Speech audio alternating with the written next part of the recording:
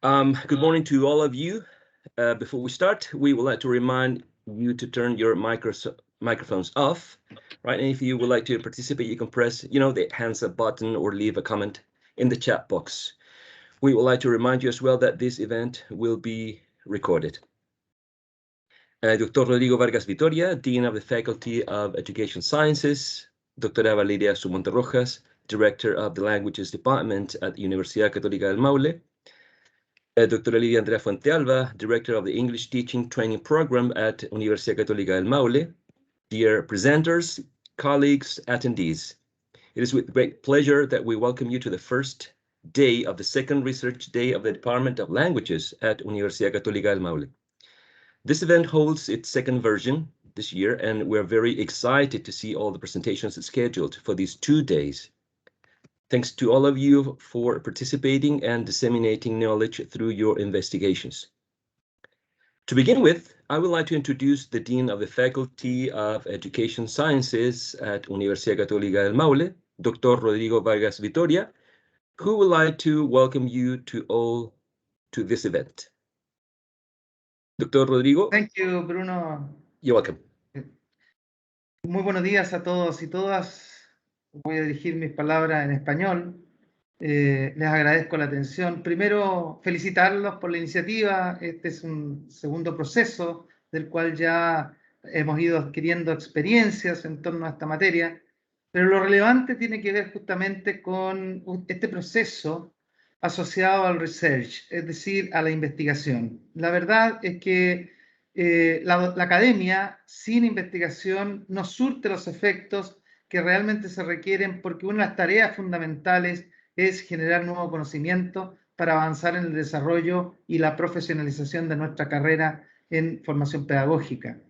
Yo agradezco la oportunidad que brindan de poder participar en un evento de esta naturaleza y en el cual, por supuesto, se comienzan a presentar los hallazgos que se han ido relevando o revelando más bien en sus procesos formativos. Esto le da, por supuesto, un sentido mayor, no solo a la docencia en sí misma por parte de los profesores, sino a los procesos de aprendizaje adquiridos por cada uno de los estudiantes. En este contexto es un avance muy significativo el que traspasa desde una formación eminentemente docente a una formación realmente académica. El sentido de la academia justamente lo da la generación de conocimiento. Y hoy tenemos un cuerpo de académicos que ha ido fortaleciéndose fuertemente, valga la redundancia, en torno a la generación de conocimiento. Y un ejemplo de ello es justamente lo que estamos viviendo. Por supuesto que van a tener la oportunidad de compartir en estos 2 días de desarrollo de los seminarios, ¿no? Reconociendo y conociendo la labor que ha desempeñado cada uno de ustedes. Les deseo el mayor de los éxitos en este proceso. Voy a pedir disculpas por no poder continuar en el seminario debido a la agenda, pero, insisto, agradezco y al mismo tiempo les deseo el mayor de los éxitos en este seminario. Que tengan muy buen día y muy buena tarde, por supuesto. Muchas gracias. Thank you very much, Dr. Rodrigo Vargas, for your kind words. The same to you. Have a good day. Thank you very much. All right, you're welcome. Now the Director of the Department of Languages, Doctora Valeria Sumonte Rojas, would also like to give some welcome words to the audience. Thank you. Rodrigo, dear Dean, thanks a lot. You can leave because I know you have lots of meetings and you are in a meeting at this moment. So thanks a lot for being here with us. Yes. Okay. Well, dear authorities, guests, presenters, pre-service English teachers, and colleagues, it's a pleasure to be here today. It's an opportunity we have as members of the language department and for the future teachers of English to share with the whole community the research activities developed by all of us. A bit of history. I would like to mention that this language department was decreed in 2010 11 years ago. Our first interest, our focus, was the development of the English language training program. It means our main interest at the beginning was the teaching and learning. It was for about the first 7 years.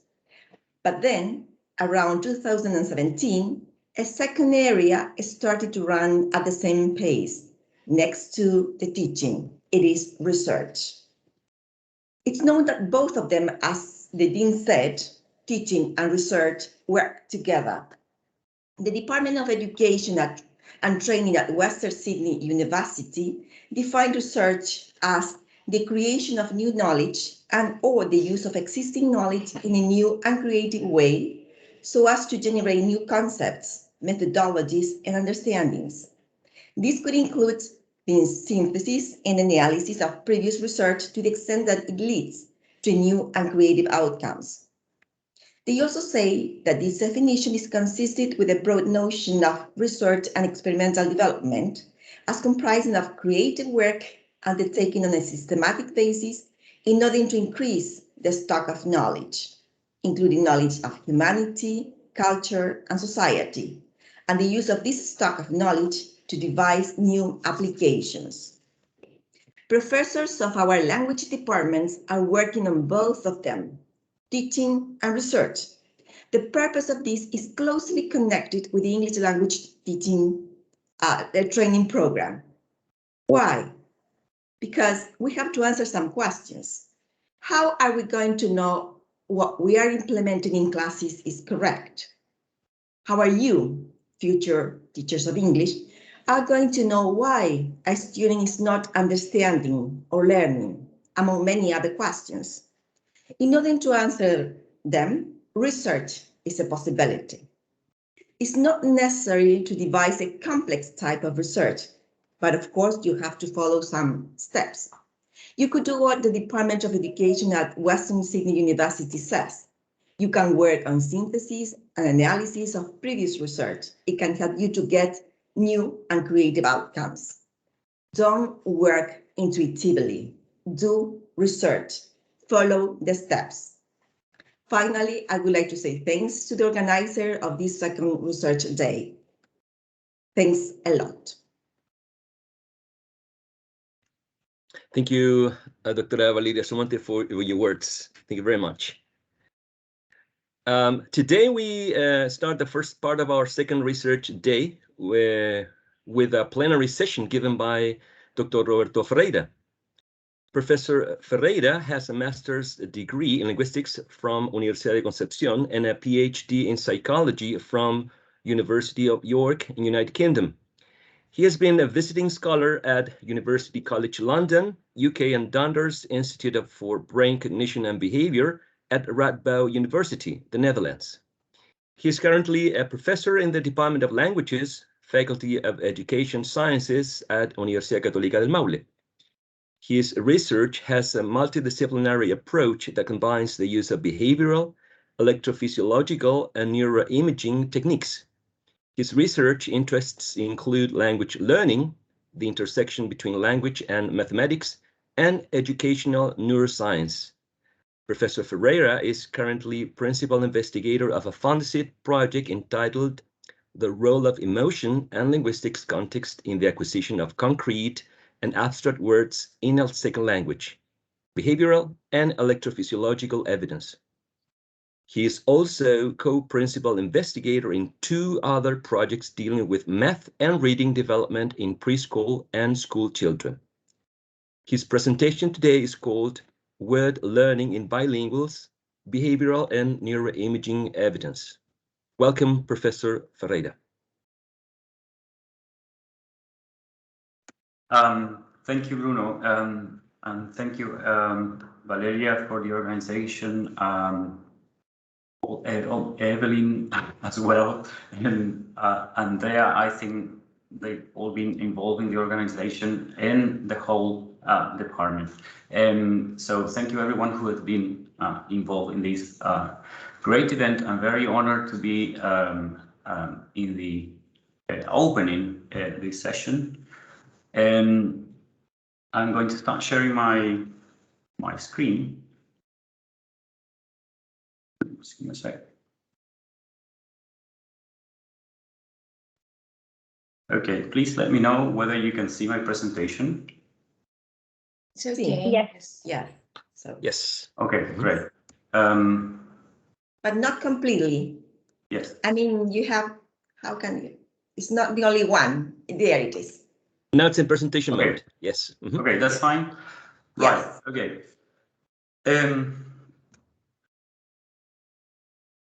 So again, thank you very much for inviting me. I'm actually very happy to be part of UCM and given the first talk in English for this institution.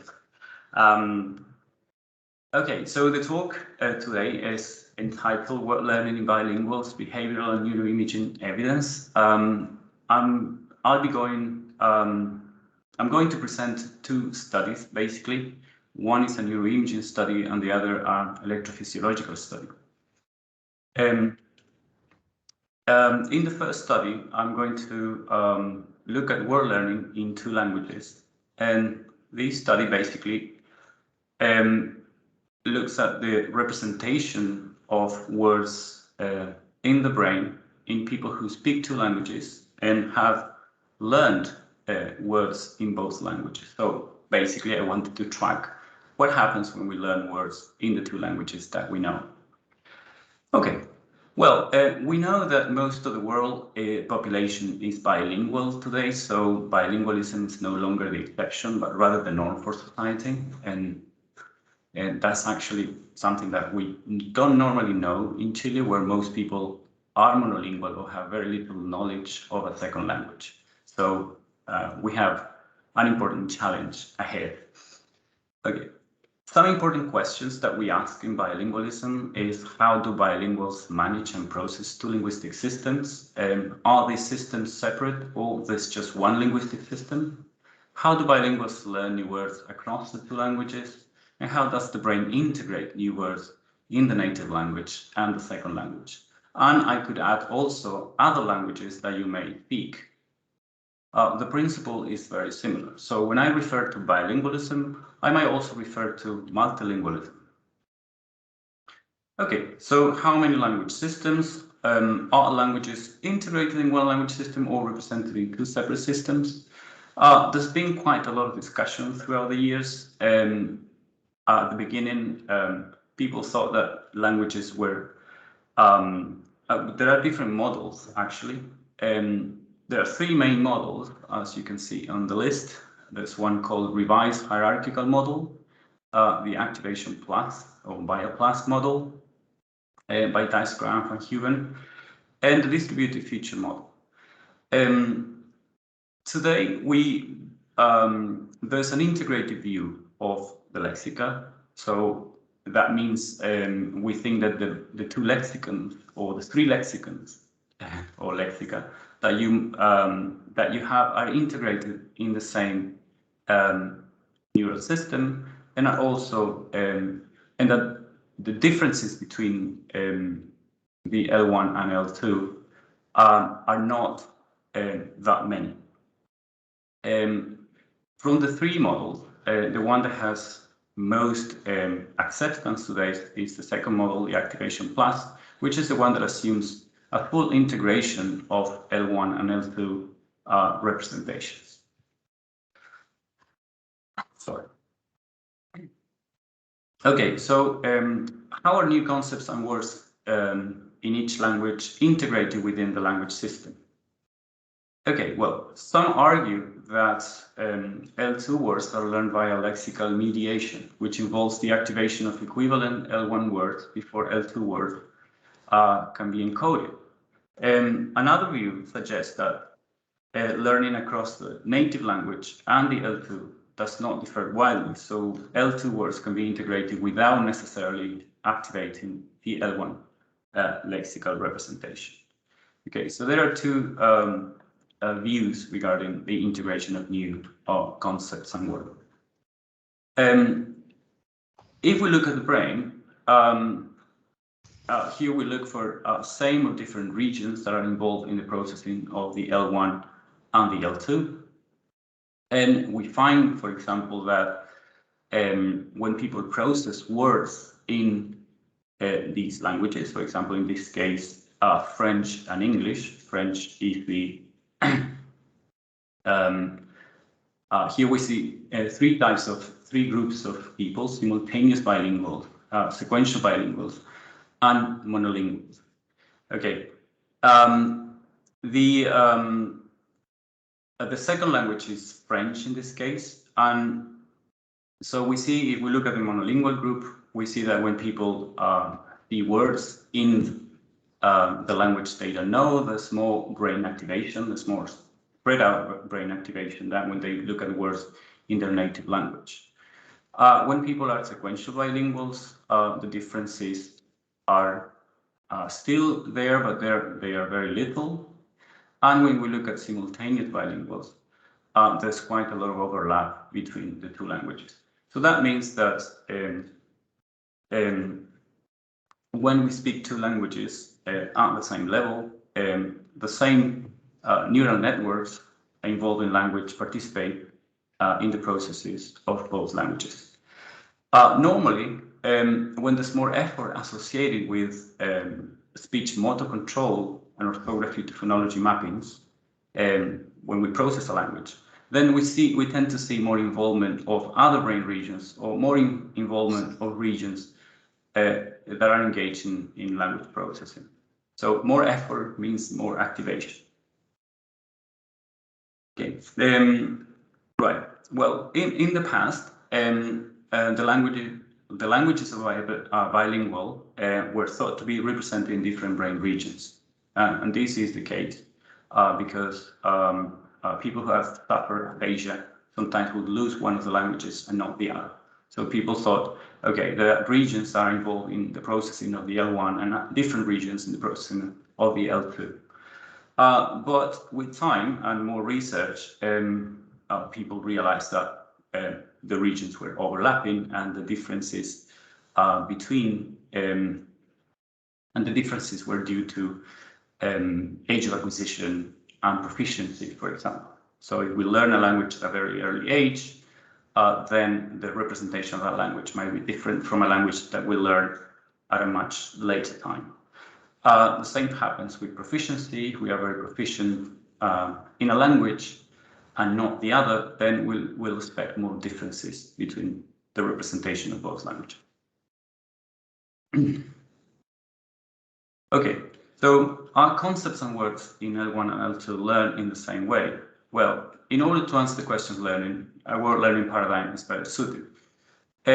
Most studies before I conducted this study were in people who already spoke the languages. So we know that we don't learn the languages in the same way. I mean, we learn one language at home and another in uni. That's the case for most people in Chile who speak English as a second language. You know, their second language is the academic language. The Spanish is the language they use with their families and friends. Mostly. So we use languages in different contexts. So that might have, makes it hard to draw conclusions about whether the two languages are equivalent. So in the present study, we investigated the integration of newly learned concepts and words into semantic memory in fluent bilingual speakers by means of functional magnetic resonance imaging. So I'm going to explain what we did actually.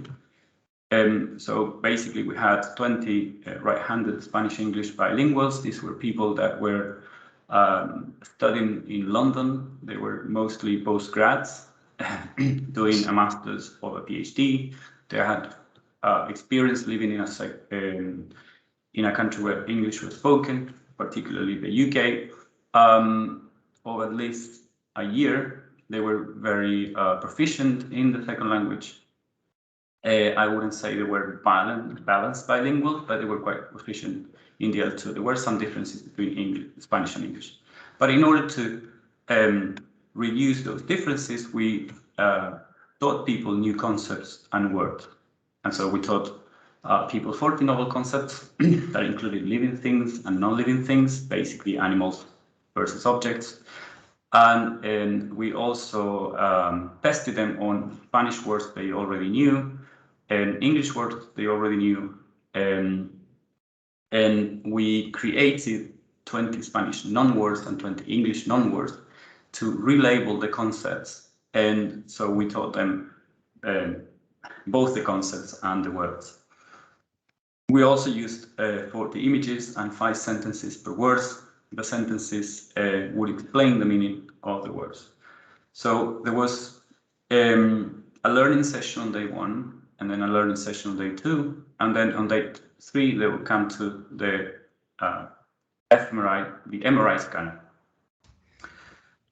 Okay, the words we used were familiar English words, were words like such as donkey, duck, goat, and then non-living things or objects such as candle, goat. These were things that they knew. Then familiar Spanish words. They were equivalent across the languages in frequency, for example. And then we have the novel English words and the novel Spanish words. These are non-words, so these words don't exist, so don't worry if you've never seen them. We created these words only for the experiment, so we could control all relevant variables. Okay, well, if you know any of these words, let me know. So the stimuli, the images we used as novel concepts were things like the ones you are seeing now. These were birds that participants didn't know, or objects that they didn't know. We checked, and they didn't know any of these concepts. You might know them. For example, I don't remember the real names of these birds, but this I think lives in the Amazon. This is a bird from Israel, and this is a musical instrument. And this I can't remember, but it's an old object. So the learning session was more or less like this, and people would see the image of this bird, and then they would associate the bird with the word dart. They would hear the word, and it would be displayed the picture and the word for 4 times. And so then in part 2, they will see the word again and the picture, and then they will see a description of the bird. And that's how it continues. So by the end of day 2, they remember whether the word was a living thing or a non-living thing. At least that was the objective. I mean, we didn't assume that they knew everything about the bird, but by the end of day 2, they will be able to distinguish whether a word was a bird or an animal in general, or it was an object. Okay, once they, in the scanner, they will see all these words that they learned, plus the words, the familiar words we also included as part of the experiment. So they will be presented in slides, and these are milliseconds. So so each word was presented for 500 milliseconds or half a second, and then there were other slides in the middle, and we would scan participants, particularly when they were processing the word, so we could see what happens in their brain when they saw the word hadal, which they had learned in Spanish, and then, for example, the word glow, which was a word they had learned in English. Okay, so then we could compare the activation of these words in both English and Spanish. Okay, this is an MRI scanner, and participants just lie here in the scanner. Then they go inside the scanner, their head particularly, because we want a picture of their brain. So they go inside the scanner, and then they have a small mirror where they can see the computer screen. And they also have some buttons which they need to press when they are doing the task. So they need to say, yes, that word is an animal, or no, that word is an object. Okay, so they were pressing buttons in order to identify whether the word was an animal or an object.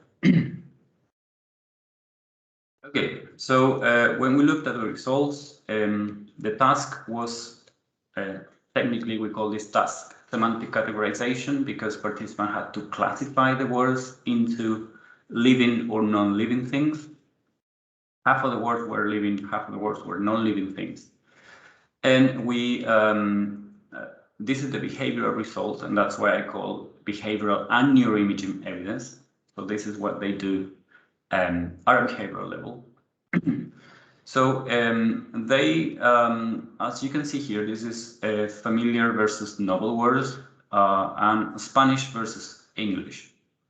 Okay, so when we look at familiar words, we see that they were faster to classify the words that they were familiar with. So these were words they already knew. So this is quite expected. And they were also a bit faster for Spanish, which was their first language, versus English. These numbers represent milliseconds. So, okay, so we know here that they take around 1 second to reply when a word appears on the screen. Okay. Then, if we look at the novel words, we see that they were faster at classifying the words in English than in Spanish, and that was a bit puzzling. So, if you have any interpretation of these results, I would be very keen to know what you think. We also gave this an interpretation, but there might be a number of reasons. One, for example, is that they are more familiar with learning words in English, because we tend to think that we need to learn words in the second language, but not in the first language. So there might be a bias towards that has to do with the fact that they are still learning English. And so they probably pay more attention to the words in English than in Spanish. But the difference is not, is significant in terms of how fast they reply, how they responded. And yeah, I wasn't expecting that difference. And then if we look at accuracy, this is whether they were correct or not when they classify the words, and we see that they were almost 100% correct. This is 09 is 90%, so they were over 90% in both familiar words. Okay, this was quite expected as well. And there was no significant difference between Spanish or English regarding accuracy. When it comes to the novel words, there was also no difference between English and Spanish, and they were slightly better in English, but this difference was not significant. Okay, so there was only a significant difference in reaction times between English and Spanish, with an advantage for English over Spanish. Okay, when we look at the brain, and so what happened here is I will give a little bit of background of what this means, because it's very important when we see images of the brain. It's hard to understand what it means, actually. So these are stats maps. Actually, this is not exactly how the brain looks. These are not the actual brains from of the participants. These are templates, so where we overlay the activation or the statistical maps of activations that we find, we overlay them over a template, and so we can visualize that activation. What I would like to explain here is that English versus baseline. So this is English when they are reading words in English versus when they are doing nothing. Okay, and Spanish, that's B, when they process the words in Spanish versus baseline. Okay, I'm only showing here the newly learned words because these are the most important words. I'm not going to show the familiar words because that's I would take a long time to show everything. So the newly learned words only. And we see that there's quite overlap, and this was expected between the two languages. So this is English and this is Spanish. We see pretty much the same brain regions across the two languages. And now we also look at differences between the two languages. So we contrasted these activations, and we found the regions where there was more activation for English than Spanish. This is D. And then the regions where there was more activation for Spanish than English. And So I'm going to interpret that result now. Well, first, we were expecting actually overlapping representations across newly learned words in L1 and L2, and that's what we found. And so this is in line with the main neuroimaging models that postulate a similar organization of lexical semantic representation across languages. Also, the increased activity for Spanish versus English we think is associated to more extensive semantic representations in L1. Okay, when we compare overall Spanish versus English, there was more activation for Spanish. And the reason is that the concepts in Spanish for the familiar words are more significant in the L1. Okay, and here we look at just the newly learned words and the contrast between newly learned Spanish versus newly learned English words. And so what we found is more activation in a region that we call prefrontal cortex, which is in the frontal cortex, and where things like executive functions are found. You know, executive functions are all the processes that control things. For example, when we are crying and we control ourselves and stop crying, we use executive functions, and these depend on a region in the brain called the prefrontal cortex. Okay, the prefrontal cortex is also involved in language, in control processes. Okay, so normally we find more activation in this region where there's more effort associated to something. So an unexpected result was that we found more activation in this region for newly learned Spanish and not newly learned English words. Okay, so why is this? Well, we thought that Spanish had a more densely populated lexicon already. So when you learn new words in a language that you know very well, then it's harder to retrieve those words because you have more competition within the lexicon. Okay. In English, we assume there was a difference between the two languages. So English was poorer in terms of lexicon, and so integrating new words was easier actually, because then you didn't have to look. There wasn't a lot of competition when you retrieve these words during the time, and that's the reason why there was more activation for Spanish in the prefrontal cortex done in English. Okay, well, you can ask more questions about that if you like at the end of the talk. Okay, we found in another region, a region which is involving auditory stimuli, which is called actually primary auditory cortex, and this includes another region which is important for oral language, if you like, which is called Heschel's gyrus.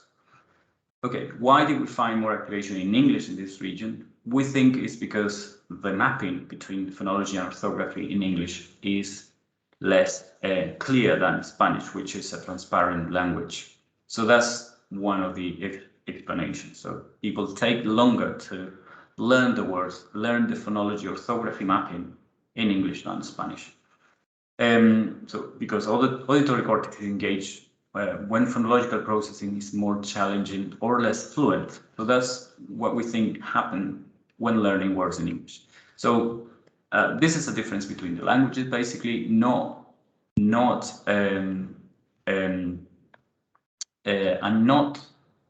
it's not due to the way people learn languages, but intrinsic differences between the languages that created these small differences. Okay. Overall, I can say the differences between the words they learn in English and Spanish were very small, but still significant. Well, this paper was published last year at the beginning of the year, so I was very happy about that because it took a long time. Not very easy to publish this kind of things. So now I'm going to present the results very quickly, the results of the second study. I'll try to go a bit more quickly because I think it took maybe too long. Okay, so the second study, it uses another technique which is called electroencephalography with first technique, functional magnetic resonance imaging, we can have pictures of the brain, and we can look at activation in different regions.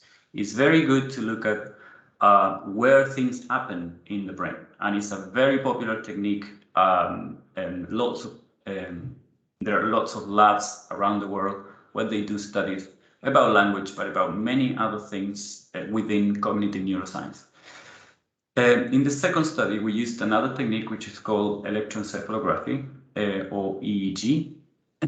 And this technique is different from the other one, and it's cheaper. That is good because you can actually have the possibility in Chile to buy these equipment. And there's one here at UCM in psychology. There's an Eeg Lab in psychology, and that's why I collaborate with people from psychology, because they have a lab already. And what we do here is we look at temporal resolution, so we can know exactly when the brain is processing something. So if we show a word, we know when the brain is processing the meaning of the word, for example, or the phonology of the word. So some processes are very early on. So for example, at 200 milliseconds, we see, even at 100 milliseconds, we see something already happening, even though we are not aware of it. Okay, at 400 milliseconds, we are still not aware of the meaning, but we already know what the brain is doing. Okay, so that's interesting about this technique, that we can look at things in milliseconds. Okay, what we look at here is how the brain acquires new words in a second language. And I was particularly interested in semantics. So a quick overview about semantic variables. There are different ways to measure semantics. So things like word concreteness, polysemy, semantic associate, semantic neighbors, number of senses, contextual diversity, and semantic features are ways to measure semantics. It's quite difficult to measure semantics, but there are some variables that people use. Okay, what we find when we look at these variables is that when there's more semantic associated to a word, the processing of that word is faster. So, for example, a word that is very meaningful in terms of a number of features, for example, will be processed faster than a word that has fewer features or fewer senses, okay, or fewer semantic associates. So why is this the case? Well, words associated with more semantic information are recognized faster and more accurately, thanks to their richer, more specific semantic representations. Okay, yeah, but what does semantic do when processing a word? Well, the process is enhanced by feedback activation from semantic units. So we assume that the word has different types of information, and that semantics helps recognizing the word when we are processing the word. Okay, so for example, if I see the word dog on the screen and I know a lot of semantic information about dog, then that information will help me to recognize the word faster. Okay, I'm talking about millisecond processing. Okay, we don't realize all these things, but we do realize when we measure people's reaction times. So this study was conducted in the Netherlands, the Donders Neuroimaging, Donders Institute for Brain Cognition and Behavior.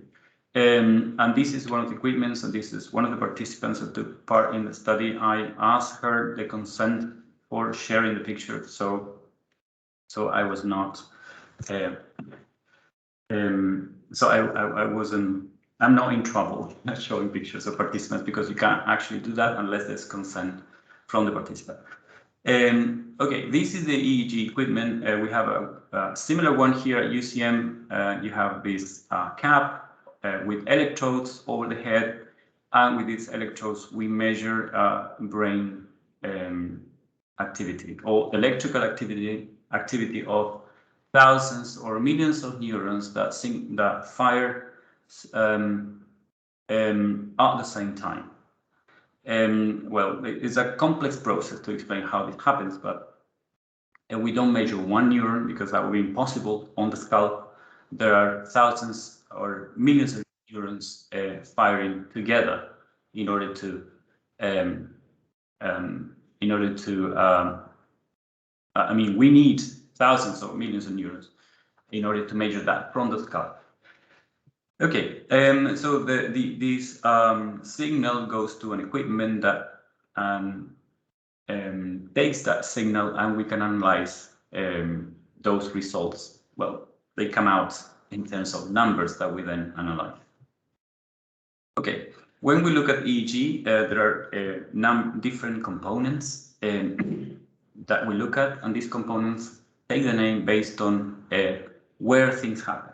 So there's a very famous component called N400 because it happens at 400 milliseconds after I've read something, for example.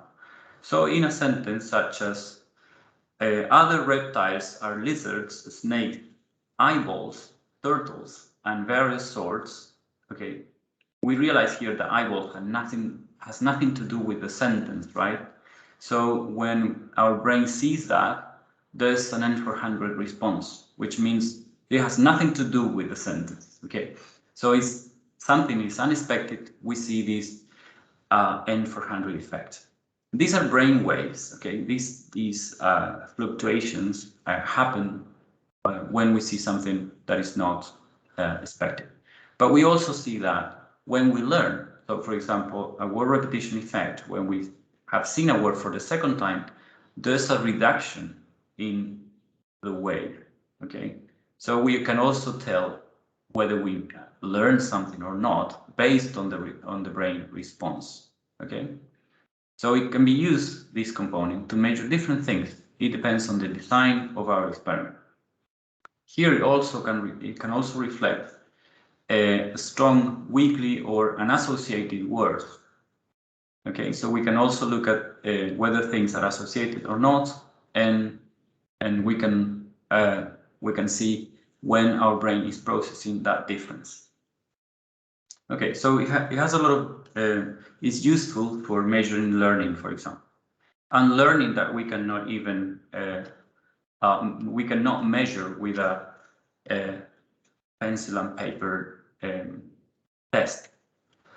Okay, so people have used this component to look at the differences between concrete and abstract words, for example. So they found that words with low number of semantic features can elicit larger N400 compared to abstract words. I will just quickly present some of the results, and then I'm going to show you the study. Regarding concreteness, for example, we see here that people have compared abstract and concrete words and see how the brain reads these words, whether these are different, because concrete and abstract words are very different indeed. Concrete words, we learn them very quickly, and children learn concrete words before abstract words in general. They just need to map an object or an animal, for example, with a word. So we basically connect the conceptual system and the linguistic system in something that, and using something that we can observe and touch. But when we learn abstract words, we need to extract the meaning from context or even from our emotions. So there are different theories that explain how we learn abstract words, but we don't really know exactly how it happens. So there are differences, and we can see this also using the N400 component. We can also look at how we learn words and how we consolidate new words over time. So we can also use this component to look at, for example, when something is, in this case, novel and recent, it generates a higher N400 than when it's something novel and remote. That means that people have already slept after they learned something. I'm not going to talk here about the effect of sleep on learning, but sleep has a wonderful effect on learning. I mean, we consolidate information during sleep, and that's the reason why after we have slept, the words we've learned during the day consolidate in semantic memory, and they are more stable over time. Okay, so a quick advice for students here is that after you have learned something, please go and take a nap or go to sleep. Don't go straight to the exam after studying without sleeping. So the current study, we wanted to look at the time course of semantics, semantic richness during word learning in a second language. Sorry, I'm gonna go a bit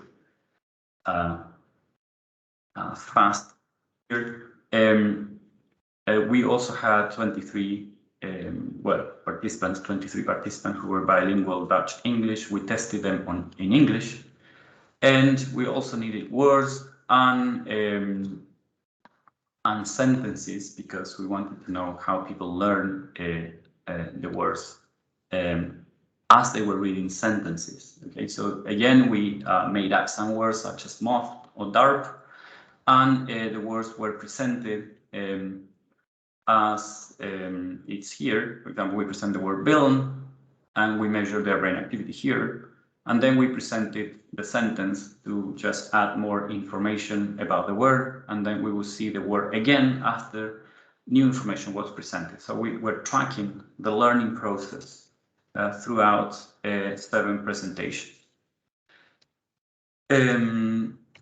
Okay, so we then looked at some electrodes. These are the electrodes. Remember the picture I showed you of the girl wearing the cap. So these are all the electrodes on the cap. And so we look at some electrodes in centroparietal regions, because these are the regions where these effects, where the N400, that component, is mostly observed. Okay, so we look at the results over time. We see that at time 1, this is the first time they see the word in both conditions. Sorry, I forgot to explain a little bit the condition. In one condition, they were receiving more meaning, say more features about the word than in the other condition.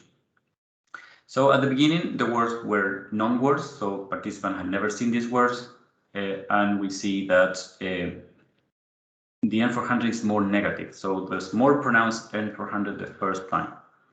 As they were learning, so the second presentation, they had already learned some meaning, and we see that the words that were poor started to show a less pronounced N400 than the words that were rich. These words were receiving more meaning every time. So throughout the learning process, we see that difference, but towards the end, there was no difference between the conditions. So it seems that during learning, when you add more meaning, there's a difference in this component, which basically means that people are more, I would say, are busier when they are learning with more meaning than when they are learning with poor meaning. But towards the end, more or less what they know about the word is similar, because they were able towards the end to understand, I wouldn't say the full meaning of the word, but they would understand what the word actually meant. So we look at another component as well, and we found sort of similar result with no differences at the beginning, but differences towards the end. And in this component, which was a later component, we still saw differences at the end. I'm not going to have the time to explain the difference between the two components, but I'm only going to say that at 400 milliseconds, we don't see differences, and this is an early component for semantics, but after 400 milliseconds, we still see differences. This is a more, it's also a semantic component, but people are more aware of the meaning. So there were differences, but a much later time window during learning. We see these effects when we look at the brain and the time course. Here is how the two conditions differ, and we clearly see that these differences start in the N400 and then they stay on until 1 second. And these blue images here represent where exactly, where in the brain this effect was coming from. Okay, we see centroparietal regions, but also a temporal region. And the effects are stronger throughout the presentations, not at the beginning. Here, we don't see differences at the beginning. Okay, when we measure a recognition after they have learned the words, we measure brain activity as they were learning, but after the learning task, we didn't see any difference in recognition between the two conditions. And we also didn't see differences in how they classify the words. They learned actually very little information regarding semantics. They were just about chance in both conditions. And they were very similar in both. So there were no behavioral differences. There were only neural differences.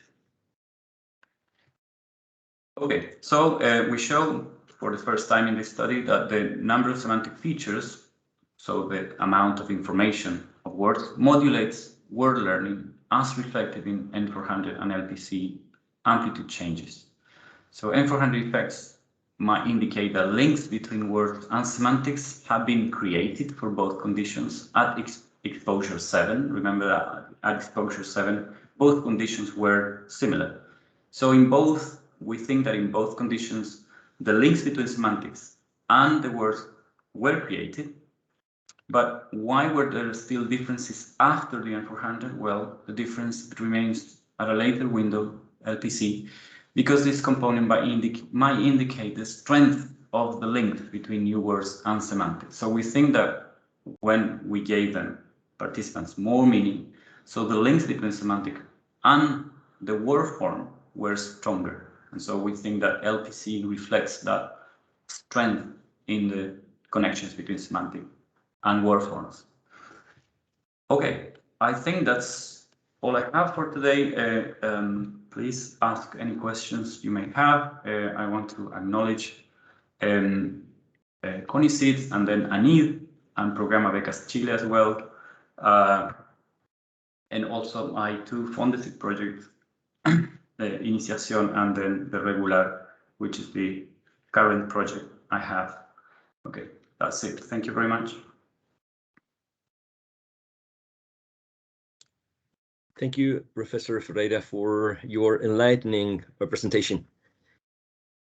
Let's wait for the audience to find out if they have any questions, any comments. I want to stop sharing. Let me see.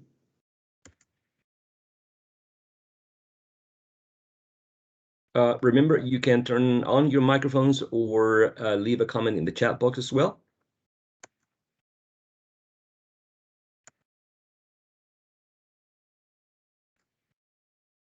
Valeria? Sorry, Doctora Valeria? Beg your pardon. It's a comment, it's not a question. That what the dean said, related to what the dean said, that research goes together with, I don't know, learning and teaching. So both things go together.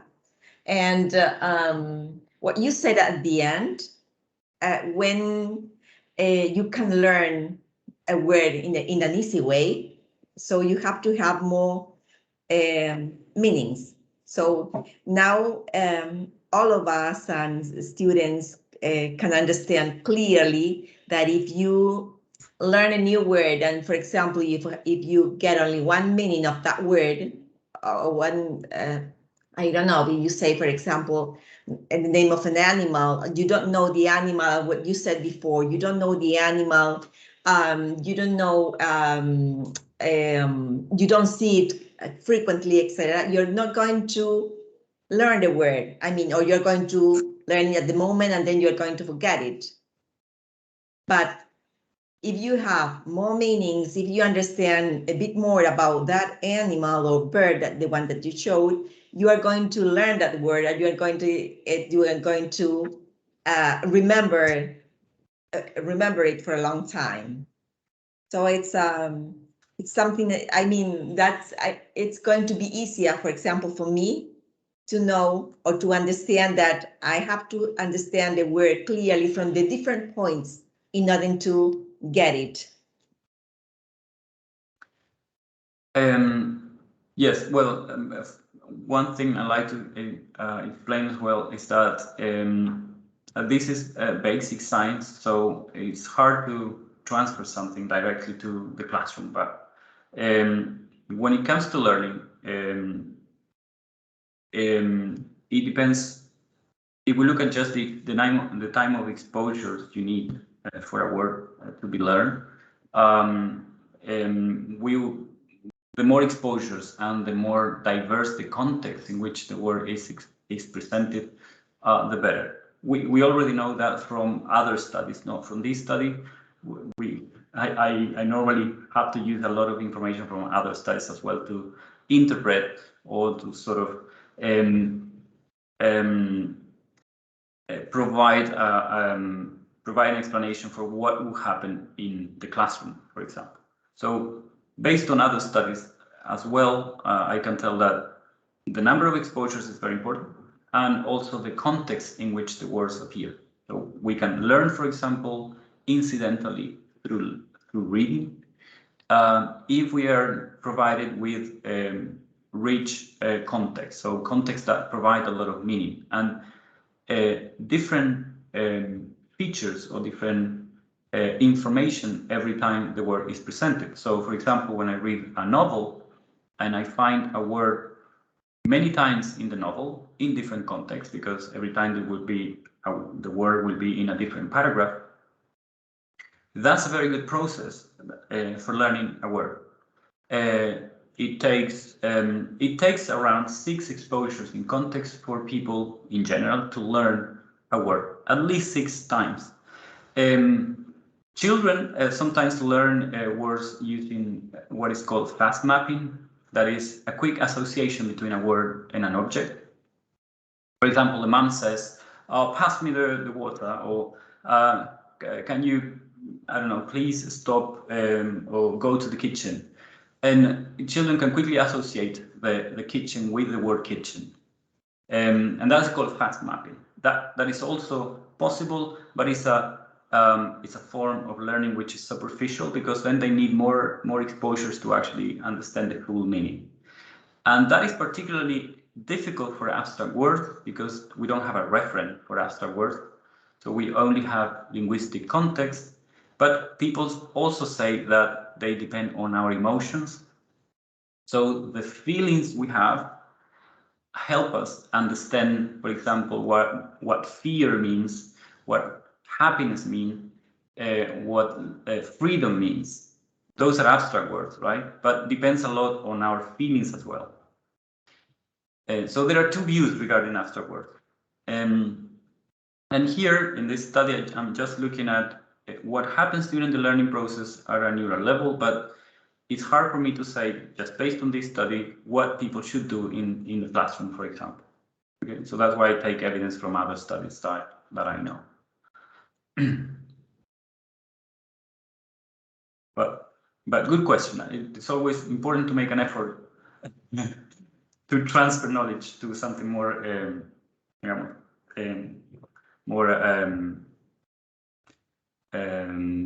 classroom based.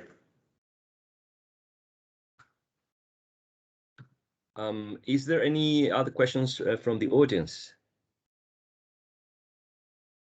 I was marveled by the EEG, by the way, the possible applications to measure, I don't know, other tasks like the use of technology, the development of intercultural competences, what we assume as positive to induce learning as the use of technology.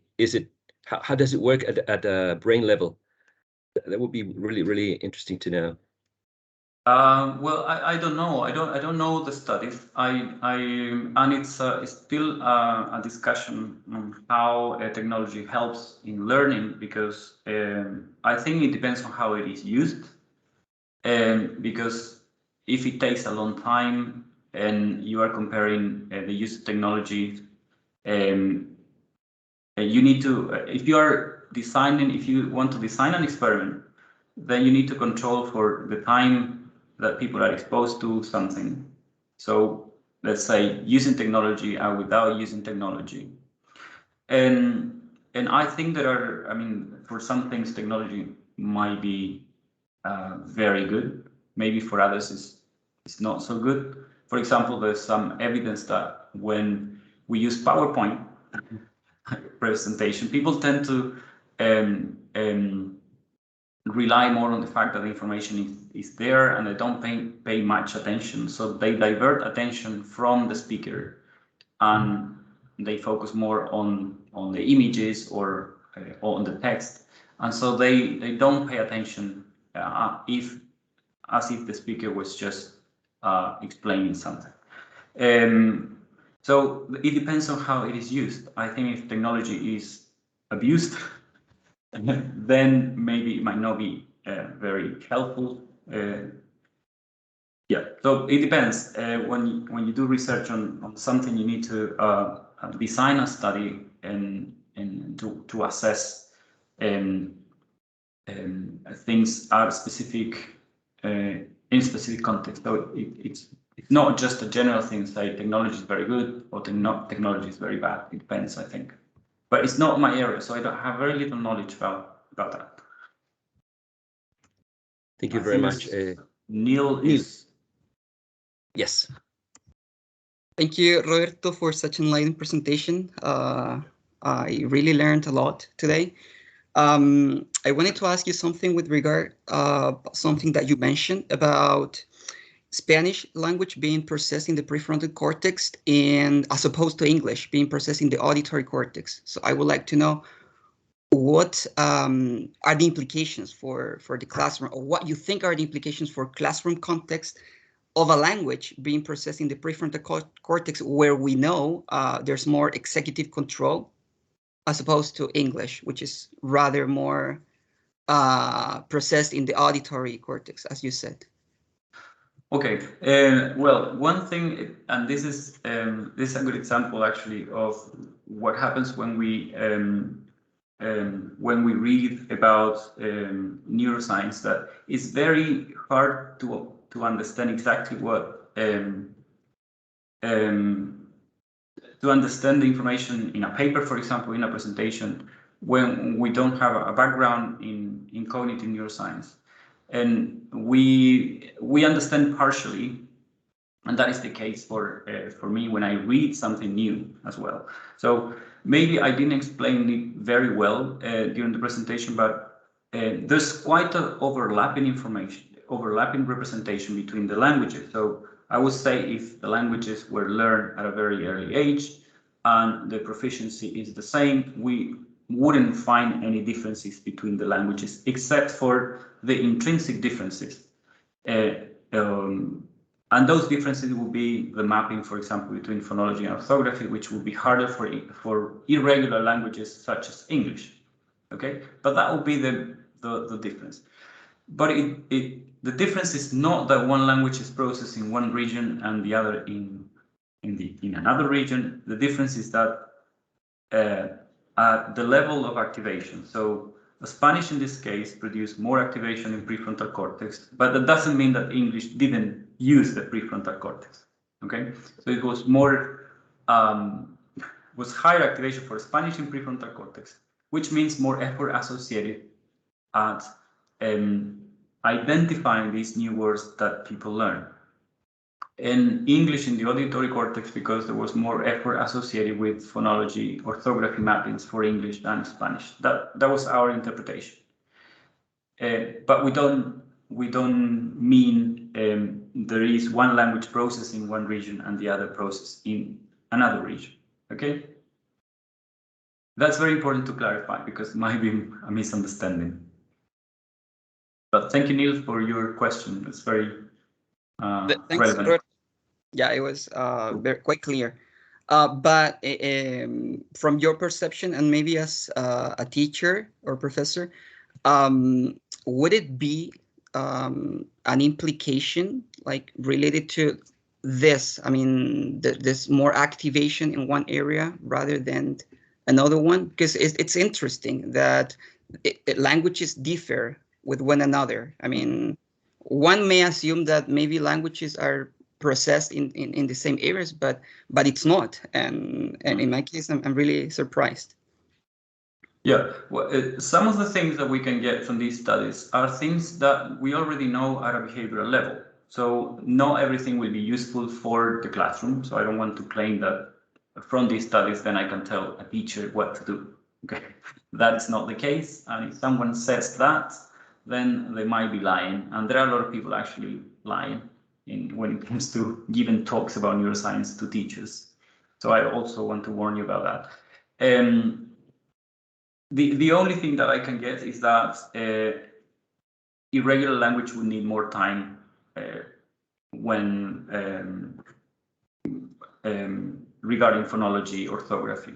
And that is the case, I think, for English. We spend a lot of time teaching students phonology, phonetics. We try them to achieve the sounds of English, especially if they are Spanish speakers, because we have fewer phonemes in Spanish, and we don't have some of the phonemes that people use in English, and that's hard. So that would be the only implication, I think, in this case. Regarding the prefrontal cortex and executive functions, they are very relevant for all sorts of processes. So something that I find very important is that when children, very young children don't have the prefrontal cortex very developed. It develops until the age of 30, more or less, in people. And that is something relatively new, because in the past, people thought that the brain would stop developing at a much earlier age. But it still develops until the age of 30, more or less. And the area that takes longer to develop is the prefrontal cortex. So that explains why adolescents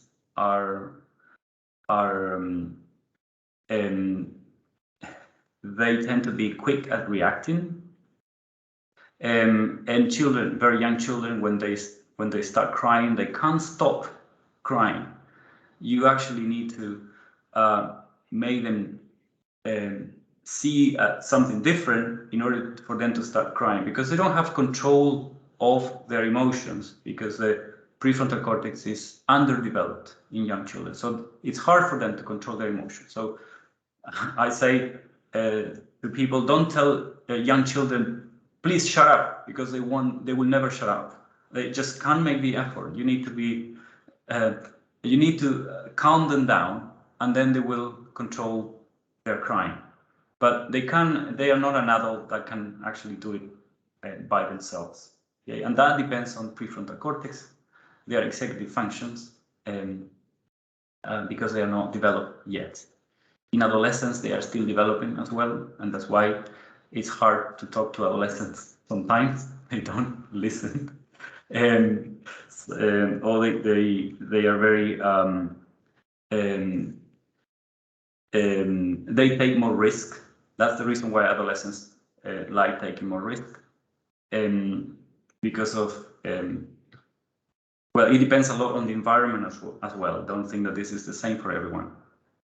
Okay, if there's emotional regulation from parents at a very young age, then people, when they are teenagers, they know how to control their emotions. They don't take a lot of risk as other teenagers who have not been educated on regulating their emotions. Okay, so I went a bit off topic because of the executive functions, because they are relevant for everything basically. Thank you, Dr. Ferreira. We have a tight schedule, so we need to move on. Yeah. Thank you very much for your enlightening presentation and your parenting advice as well. Thank you very much, Bruno. Thank you. Cheers. So, yes, thank you very much. Let me introduce our first speaker today. Francia Regada is an English as a foreign language teacher who holds a master's degree in applied linguistics from Universidad Católica de la Santísima Concepción. Her main research interest is investigating the role of emotionality on memory in a second language. I would like to welcome her to present the effect of emotional balance on auditory word recognition memory. As a reminder, presenters have 20 minutes to give their presentations and 10 minutes are left for questions from the audience. Okay, good morning, everyone. I don't appear as a presenter, so I can't share my presentation. I don't know if you can fix that. I appear as a guest.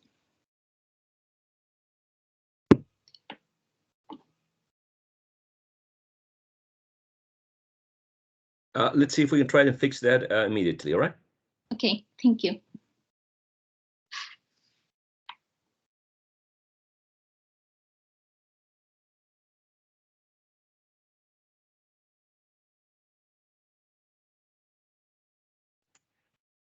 Could you see if you can share your screen now, please?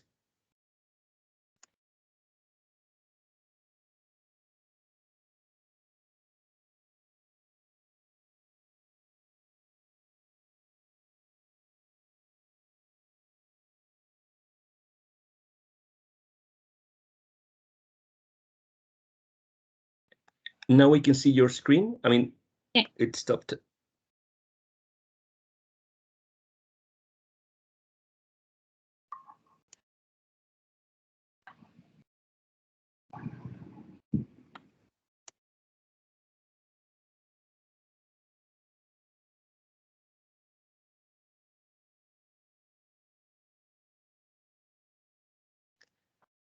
We cannot see your presentation yet. We can see a big gray screen, but not your. I think there you are. Yeah, I think now we can see it. Yeah, I want to know whether you can see my notes or no. Yes, it would be. We can see. We cannot see your presentation itself. I mean, we can just see the pictures of us. Oh, sorry. Yeah.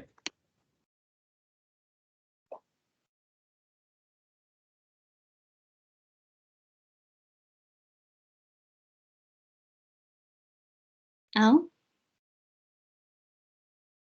Yes? Yes, we can see your presentation and no notes. Okay, thanks. All right. Mm-hmm. Thanks. So good morning, everyone. My name is Francia Arriagada, and I'm going to talk about the effect of emotional valence on auditory word recognition memory. And the present work is a summary of a research paper that we sent to the Journal of Psycholinguistic Research. And I work on this investigation with Roberto Ferreira. Okay, so my principal aim today is to present background information in relation to emotional valence and what native and second language studies have discovered regarding emotional language processing. Afterwards, I will concentrate on an experiment that we carry out to explore the effect of emotion of valence on memory. Okay, so we know that emotional contents such as pictures, stories, or even single words that do not necessarily refer to emotions, like the word war, evoke strong emotional reactions. Our study dealt with emotionally charged words and their effect on memory. Okay, let's start with exercise. Picture the following situation. A group of people is asked to read this set of words several times in a given time limit, let's say 60 seconds. Or maybe these words could be presented in the oral form, so participants would have to listen to them for a certain number of times. So the question is, or the questions are, because I have two, what would it happen if I test participants to remember the words from the list? And which words do you think will be more likely to be remembered? Yeah, so keep those questions in mind. Well, it would be very likely that participants remember words like love or God, or maybe a torture or infection. And it would be less likely to remember words like avenue or elbow. The question is why? Well, we think that emotion words like love or infection tend to be better retained in memory than neutral words like elbow. So let's start with a little bit of background information. First, what are emotion words? Well, emotion words can be understood as words that refer to actual emotions, describe behaviors related to particular emotions, or they can refer to emotions directly or have an emotional component. Researchers have investigated how emotion words are encoded, stored, or retrieved. Emotional valence is widely considered as the most important dimension because it generalizes very well across studies and languages compared to other dimensions of emotions. Emotional valence can be measured, and the new norms present the ratings for valence of nearly 14,000 words in English. In relation to the study of emotion words in the native language domain, researchers have found that emotionally balanced words are better and more easily processed and recalled than neutral words. This has been observed in the second language domain as well. They have found that there is a processing advantage of emotion words over neutral words in bilingual second language. Nevertheless, there is lack of research in the foreign language domain. The majority of research has been carried out in the native language domain, especially with English-speaking participants. Okay, so what is emotional valence? Emotional valence is acknowledged as the most critical dimension in the processing of emotional vocabulary. Emotional valence describes the pleasantness or unpleasantness of a stimulus. It refers to the emotions invoked by a word going from unhappy to happy. The ANU scale, as you can see, ranges from 1 to 9. In the case of valence, the scale goes from 1, ranked as sad, to 9, ranked as happy. A word closer to 1 would be considered as negative, while a word closer to 9 would be considered as a positive word. Word can be ranked at intermediate feelings of pleasure too. These words are considered neutral words. Neutral words don't evoke a happy or unhappy feeling, and they are ranked within a 5 at the scale. For example, the word abuse has a valence rating of 1.8, so it's considered a negative word. The word scissors has a valence rating of 5.05, so it's considered a neutral word. And the word miracle is closer to 9, so it's a positive word. Yeah, it's pleasant and evokes a happy feeling. Remember that we get the valence ratings from the ANU norms, right? So to continue, what the studies reveal in relation to emotion words in the native language versus second foreign language. First, in the native language domain, we find that, well, studies have shown that native language is usually experienced as more emotionally intense than language acquired later, languages acquired later in life. Positive and negative words are more memorable than neutral valence words. Yeah, research in the native language domain has also revealed a facilitatory effect of valence. And most studies suggest no differences in polarity for emotion words over neutral words. Yeah, when we say emotion words, we include positive and negative words. Yeah, however, positivity bias have been found in the native language domain. Although there's a strong belief that emotion words in a second language are not experienced or feel in the same way that emotion words in the first language, emotion words in the foreign language suggest that emotion words are processed faster than neutral words regardless of participants' L2H of acquisition or second language use. A positivity bias effect has also been found for words in second and foreign language studies. Okay, so in our study, we decided not to work with written words, but oral stimuli. So participants in our study had to listen to the words.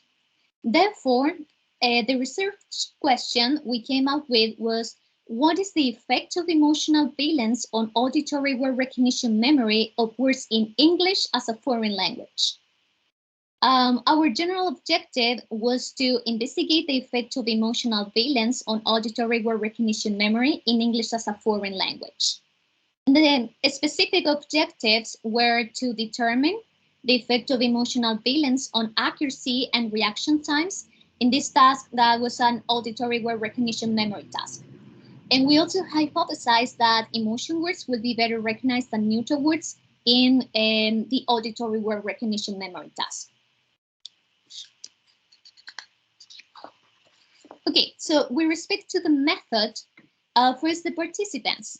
We recruited 48 undergraduate students, 45 males and 3 females, mean age 20 years old.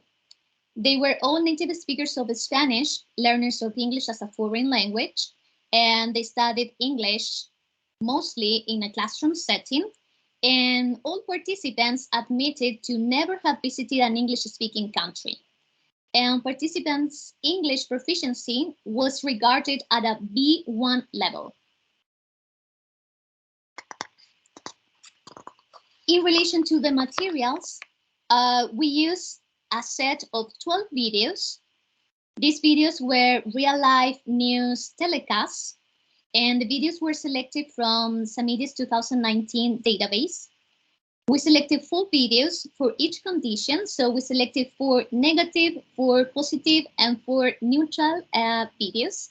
And the clip's overall running time was 30 minutes and 15 seconds. We presented videos randomized, and we presented each video 3 times.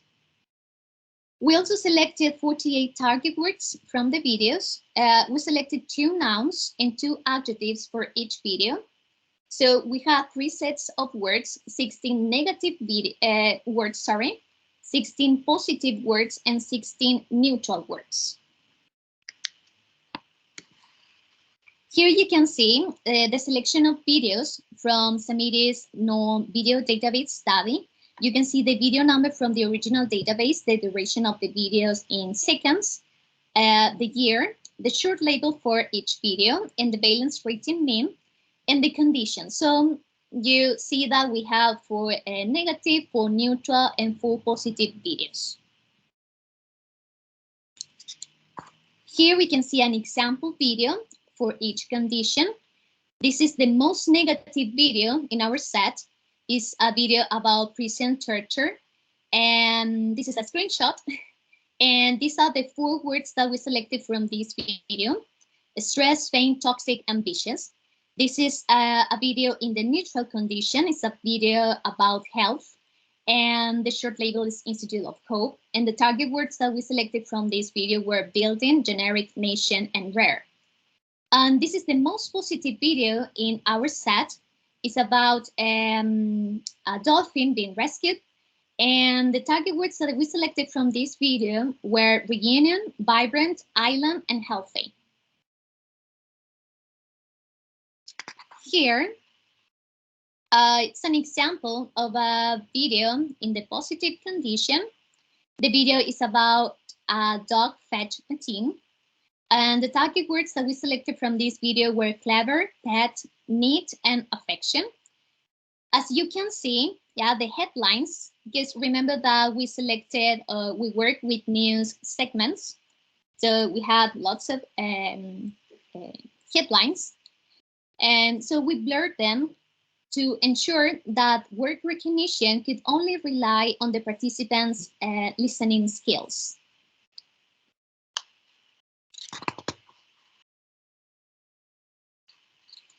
And here, this table shows the 48 target words per video. So we have the video number from the original database for negative videos, for neutral, and for positive videos, and the target words that we selected from each video. So for example, this video, which is the most negative one, about prison torture, here we can see the four emotion words that we selected from the video, and the same with the neutral and positive. Okay, so it's important to note that the valence of target words corresponded to the mean valence rating of videos. So in simple words, in negative videos, or for negative videos, we selected negative words. For neutral videos, we selected neutral words. And for positive videos, we selected positive words. Okay, so the data collection procedure is presented in the figure. We collected the data over the course of 2 weeks. In the first session, participants signed a written consent form.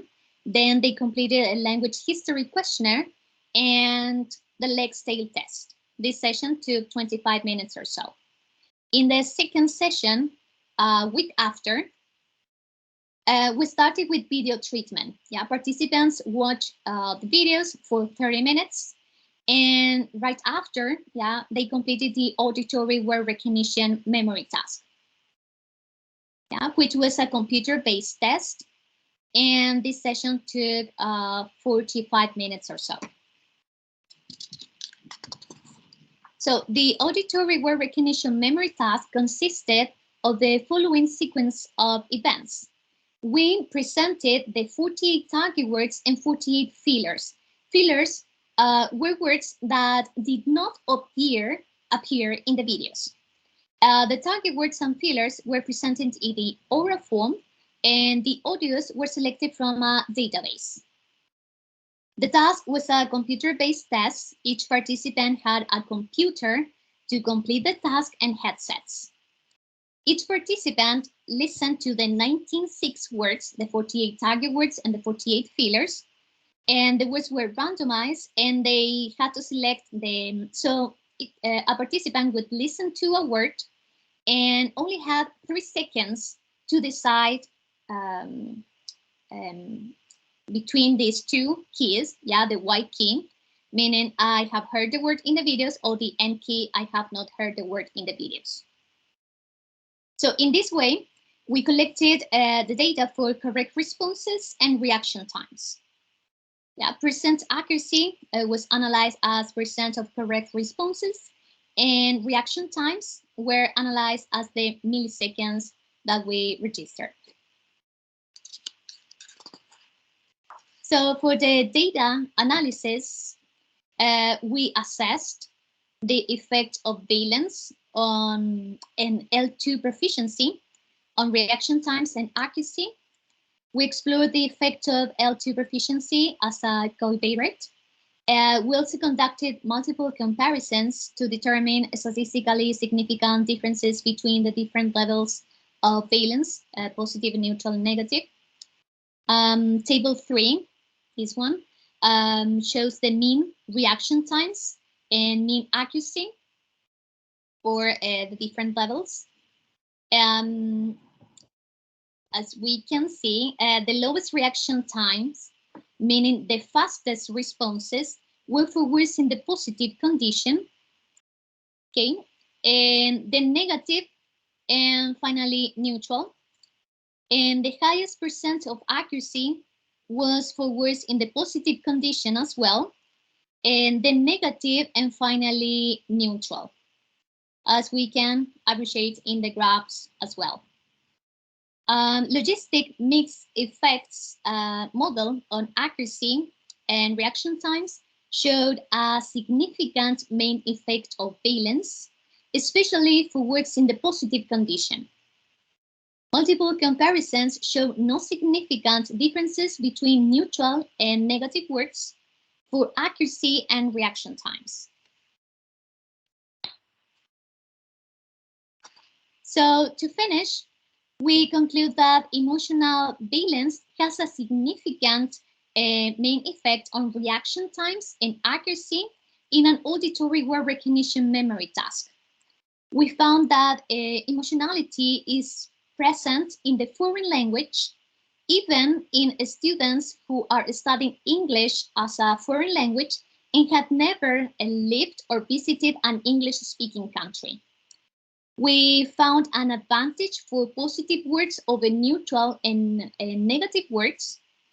And the results of our study fit with the gradient automatic vigilance hypothesis, which implies that emotional valence has a linear effect rather than an inverse U-shape on processing latencies during auditory recognition memory in a foreign language. The systematic review about emotional valence and word processing by Goshka, 2019, also reveals an advantage for words in the positive condition. They found that only a minority of the studies, about 11%, presented better or faster processing for words in the negative condition, or for negative words over positive words. They also discussed the negative delay, which explains that humans tend to pay more attention to negative than positive experiences, so negative stimuli may elicit a slow response or slower responses in cognitive tasks. Well, here are my references. Thank you very much. Thanks to all attendees for your attention. Thanks so much, Francia, for your presentation. Now, any comments or questions from the audiences? They're welcomed, all right? Yes.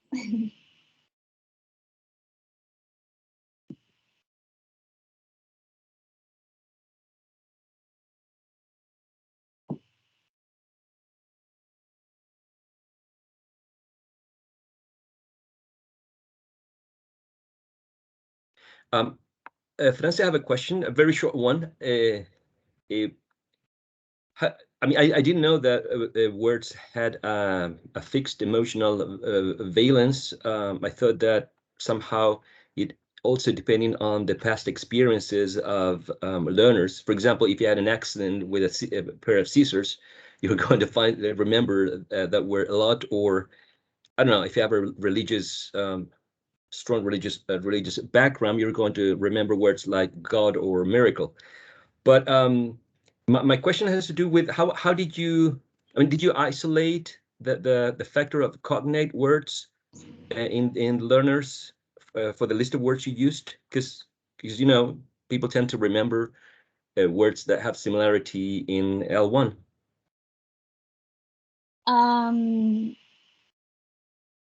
I just concentrated on valence for this study, yeah, which is norm.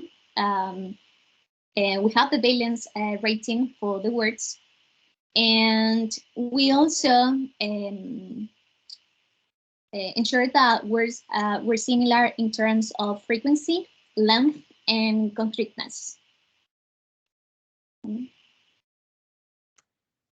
So those were sort of the filters to. Yes, okay. Those are the filters. Thank you, Francia. Okay.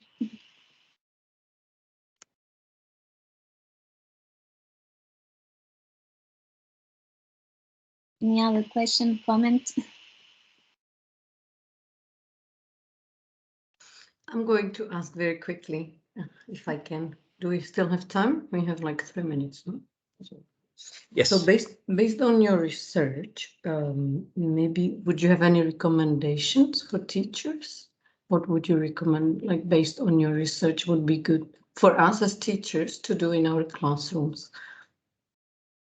Yes, that's really that's a good question. I think that the importance of this study is to acknowledge the role of emotion on language processing. So maybe second language educators could use emotional content in class, because we know that we retain more emotional information than neutral information. Maybe, I don't know, it could be something related to our culture. People in general tend to avoid emotional content, but we know that it can be useful.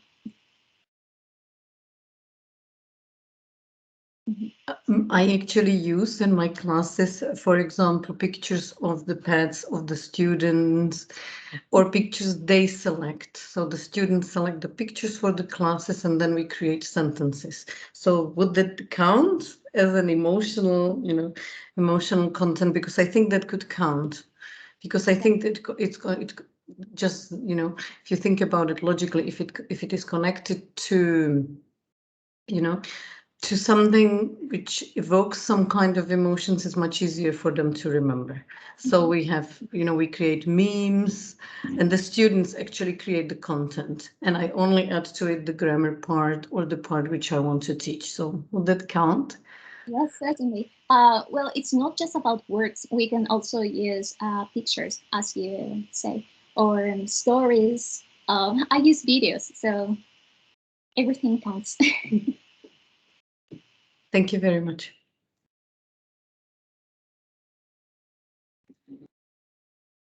All right, Francia Rivera, thank you so much for your presentation. Thank you very much again. Thank you. We're going to move on to the second presentation. Araceli Alarcón, Daniela Canales, Visania Lara, and Melissa Mella are graduates of the English Teacher Training Program at Universidad Católica del Maule. During the month of June 2021, they finished their thesis, which had as a research focus to know the beliefs and attitudes of high school students about the learning of English as a foreign language. This research has been previously presented at Reisfeld conferences, the Chilean Research Network in ELT, and second ELT students conference called Let's Talk at Universidad Autónoma. I would like to welcome them to present high school students' beliefs and attitudes towards English language learning in an EFL context. Welcome. Well, good morning. Good morning. Good morning, audience. Well, we are glad to be here this morning to present this investigation regarding high school students' attitudes and beliefs towards learning English in an EFL context. Melissa is going to share the screen, so we'll wait for that. In the meantime, I will introduce you my partners. The presenters are Araceli Alarcón, Daniela Canales, Melissa Mella, and myself, Visania Lara. Could you, well, I appear as a guest. Could you change it, please, to share my screen?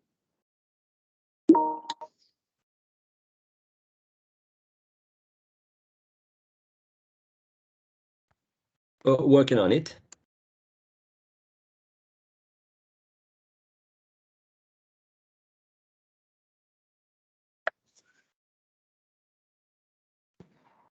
Smile for me, because we're going to take a quick screenshot.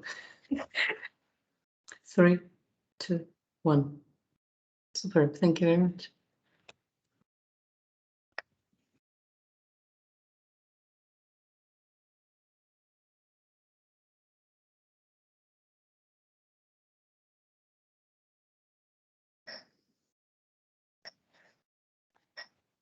Can you share your screen now? Is it Melissa, right? Yes. Okay. But I can't. Let me try again. It says no podrá compartir contenido ni facilitar. Okay. You can try one more time. Otherwise, I can share. I have a copy of the presentation.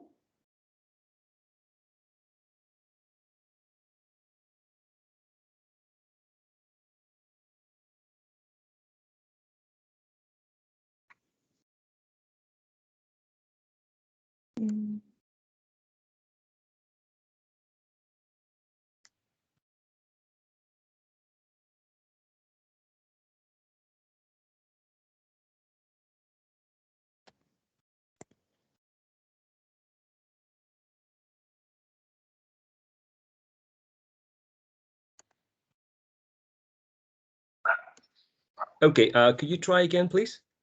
If not, we can follow plan B with Ms. Professor Diaz sharing her screen. That will be the backup plan, right?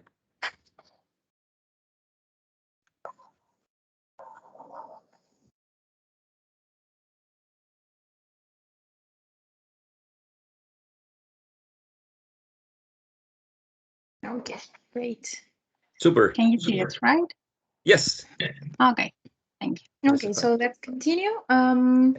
First of all, we'd like to ask a question to all of you. Can you please, thanks. So first of all, how many of you teach high school students? Or have you ever, I'm sure that you have taught high school students. Okay, we have just one person. Okay, there is a lot of people. Okay. So, second question. Do you think they like or they liked their English classes? You can answer that with an emoji if you want.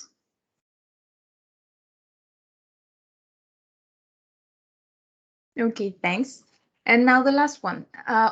What do you think were or are the students' attitudes in these classes?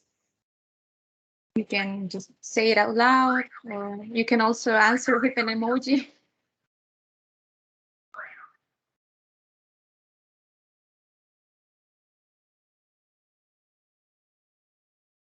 I don't know if there is a hand. Someone raised their hand. Do you want to say something?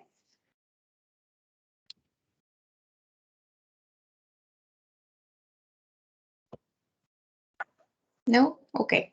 Well, the idea of this presentation is to answer this question later. So, to begin, this presentation will focus on 4 major contents. We will introduce you to the research. After that, we will present the research methodology. Next to that, we will present you the results, and finally, the discussion and conclusions. So now I will leave you with Daniela, who's going to introduce you to the research. Okay, thank you very much. Welcome, everyone. Thank you for the invitation. I will begin giving a brief context of the problem statement, and then my classmates are going to continue with the rest. So in the past decades, in Latin America, specifically in Chile, the English school subject has gained great relevance. Nonetheless, it seems that the students do not always engage nor show interest when learning the language. This might be particularly relevant given the Chilean context that students are immersed. Given the limited language exposure, we live in a Spanish-speaking country, therefore, the opportunities to practice the language are limited. Followed by the lack of engagement. For these reasons, investigating what really engages students into learning the language is pivotal for teachers and educators alike. In this piece of research, we wanted to focus on beliefs and attitudes, specifically in the language proficiency levels and the learning experiences, because students' performances are shaped by their beliefs and attitudes. Well, to answer the possible questions, we have 2 possible answers. So on the one hand, that students, high school students have positive beliefs and attitudes towards learning English as a foreign language. And on the contrary, that students have negative beliefs and attitudes towards learning English as a foreign language. The research question that director asked during our investigation was, what are high school students' beliefs and attitudes towards learning English as a foreign language in the O'Higgins and Maule region? The objective that to conduct this study was to determine 3rd and 4th year high school students' beliefs and attitudes towards learning English as a foreign language in the O'Higgins and Maule region. And in order to accomplish the main objective, the aim of this study, first of all, it's important to identify high school students' beliefs and attitudes, and then it's to analyze high school students' beliefs and attitudes towards learning English as a foreign language. Moving on to the theoretical framework, the foundations of our thesis project were first identifying the difference between English as a second language and English as a foreign language.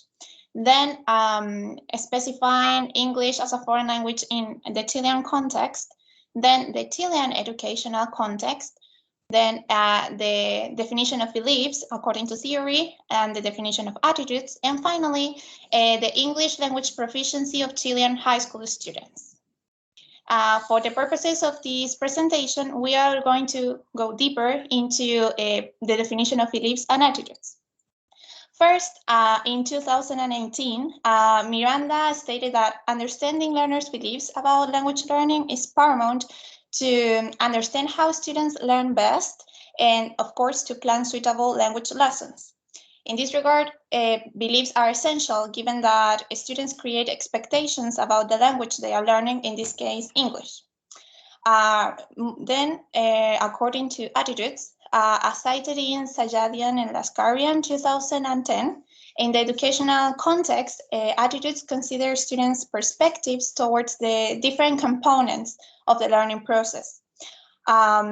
Consequently, attitudes may be favorable and unfavorable. According to Axton in 2005, favorable attitudes will positively affect the learning experience. However, unfavorable attitudes will negatively affect it.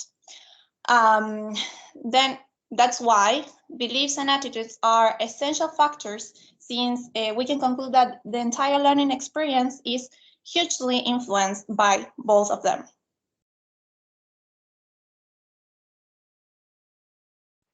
Continuing with the research methodology. Okay, so to carry out this research, we followed a mixed method approach, considering both qualitative and quantitative components. This research target 209 students from public, state-subsidized, and private schools from the Higgins and Maule region. To answer the research question, it was used an instrument that simultaneously gathered quantitative and qualitative information about attitudes and beliefs of high school students. The quantitative survey included 2 modified questionnaires, one for the section of attitudes, which was attitude and motivation test battery from Garner, and the other one for the section of beliefs, which was beliefs about language learning inventory from Horwitz. To reduce the number of questions of the original questionnaire, the most relevant questions were selected, but we maintained the categories that were established initially by the authors. And these categories will be presented later in the results. To gather qualitative information, the researchers designed 2 open-ended questions for each topic, for the section of attitudes and for the section of beliefs. And finally, the whole instrument had to be translated into Spanish to reduce language barriers. And to collect reliable data, 3 academics assessed this instrument. They reviewed the accuracy of the items that were modified, the ones that were designed, and also the translation from English to Spanish.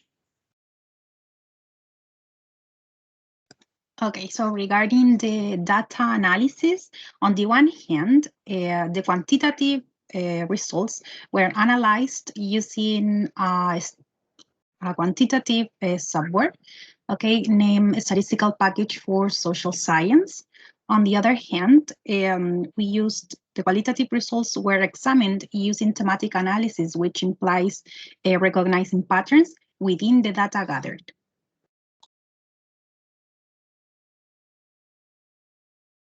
Well, in this part of our presentation, we will introduce you to the results we obtained in terms of beliefs and attitudes separately. In each case, we will present a brief description of the quantitative and qualitative data gathered. So first, to start with attitudes in terms of the quantitative results, as previously mentioned, we used the attitudes and motivation test battery from Garner in 2004.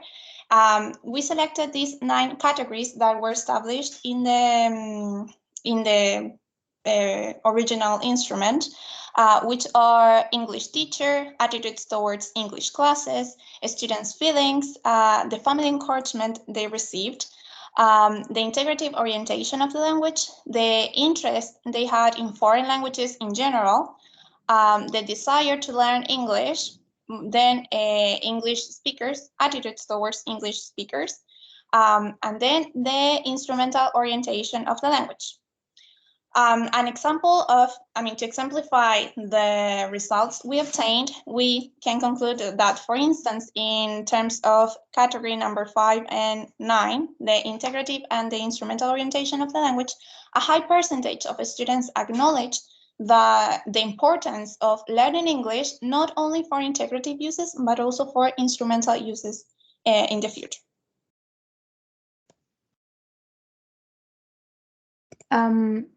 To continue, the qualitative section was analyzed using thematic analysis and a deductive approach. This means that the themes were not preconceived based on existing theory, but they were determined by the answers of the students. Having said that, in terms of attitudes, the data gathered was divided into 2 broad themes that you can see there in the mind map. The first one is positive attitudes, which is divided into 3 sub-themes. And the first one is instrumental and integrative usefulness that students see in the English language. The second is autonomous learning and intrinsic motivation, which is about the students' initiative to learn English autonomously using a variety of resources and strategies. And the third one is additional motivating factors, which is related with improvement in the language and individual opportunities to practice it. Now, moving on to the second main theme, which is negative attitudes. We have first demotivating factors, which are related with not seeing the integrative usefulness of the language. The second one is English classes, which encompasses class environment, the pandemic situation, class content, and teaching practices.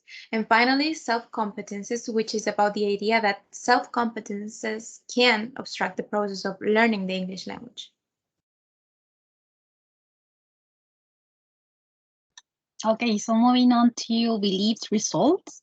First, in this part of quantitative results, as explained earlier, this part consisted of 18 statements that were adapted from Bali, created by Horwitz in 1985, and they were classified into 5 different categories. Okay, the first one about foreign language aptitude.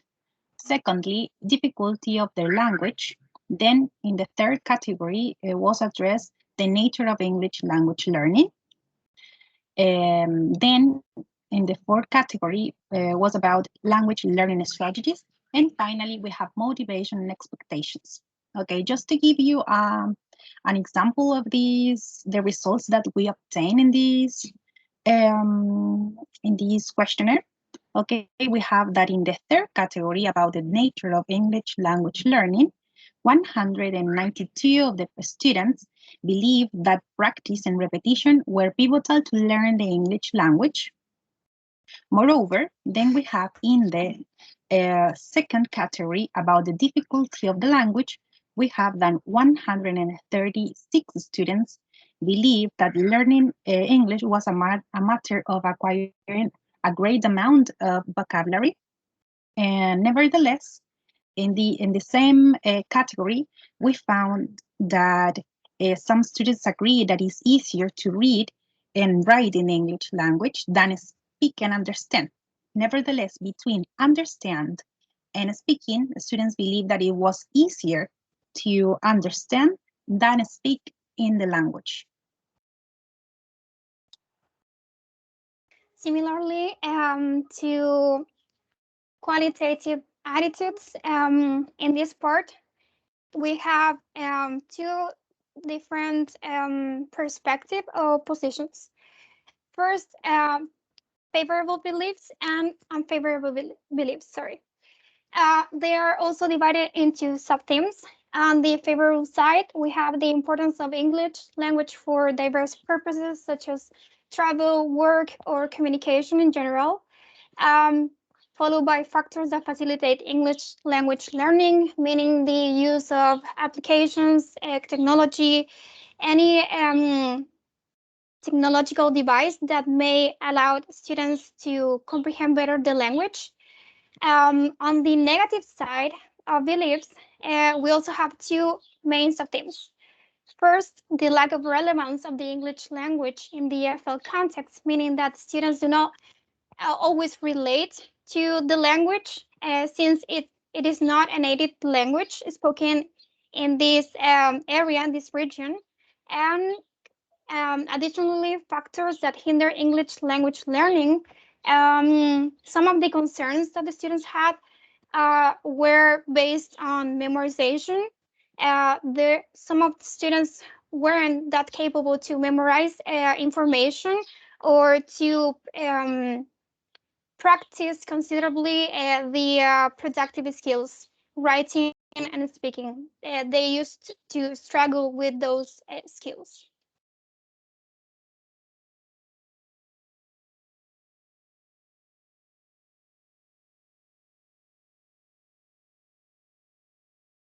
Okay. So when it comes to the discussion, there are several topics to talk about in this part of the research. To begin with, motivation, divided into intrinsic and extrinsic motivation. Students demonstrated having different interests, and also they were motivated to learn the language via intrinsic motivation, internal pleasure to learn and to enjoy new learning experiences for personal curiosity.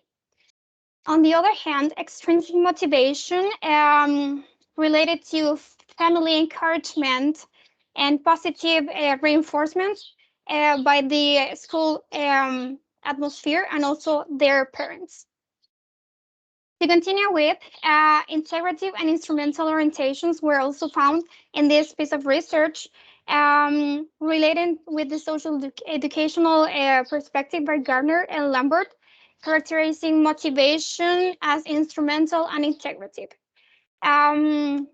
This study conducted that students connect better with the cultures and expand the language when it comes to integrative orientations, and when it comes to instrumental orientations, students engage better for future, with the language for future jobs opportunities or just to communicate, as English is considered a universal language.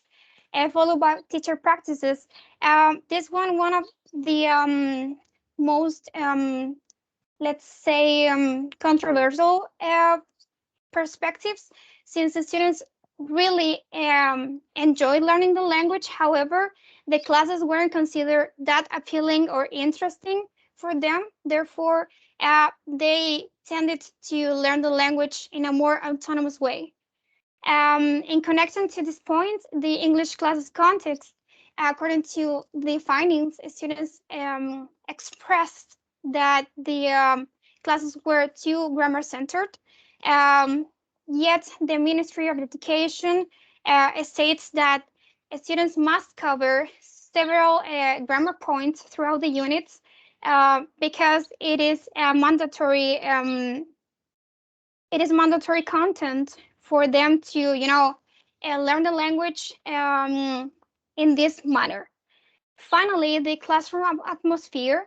Among the findings, students expressed that they felt anxious. They experienced anxiety when speaking the language and when using, the language in terms of like communicating with the rest, because that they used to struggle with the productive skills. So anxiety was one of the biggest concerns among the students when applying the language in public or within the classrooms. Okay, now moving on to the further studies. First, there are three main recommendations, and the first one is to discover why certain approaches are used by teachers in the classroom, because students' responses reveal that there are certain aspects of classroom atmosphere and class content and teaching practices that affect their motivation to learn the language. Secondly, to study further the field of students, regarding students' attitudes and beliefs in other regions of Chile, because we only focused on 2 regions, if I'm not wrong. And finally, to study the anxiety effects on students' attitudes when learning the language.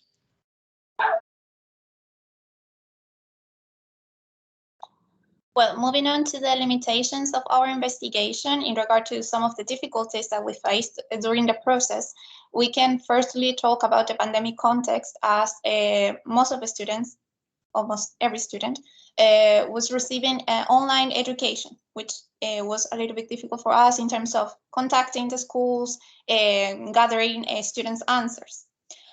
Then an uneven number of students or participants per gender, as we considered all genders, but there was the female students were more prominent in terms of results. Then an equal number of students per school. As previously mentioned, we consider all 3 types of schools: private, state-subsidized, and public schools. However, we counted with more answers from public schools. And finally, the number of schools per region, as we had 6 schools in total, but 4 of them were from the Maule region and 2 of them from the O'Higgins region. Okay, so 3 major strengths are considered in this research. First, the number of participants enhanced this investigation, even though it was conducted under quarantine measures. Secondly, this study included the 3 different administrative entities that we had here in the Chilean educational system. And finally, having conducted this study in the 6th and 7th regions, provided a decentralized regional approach.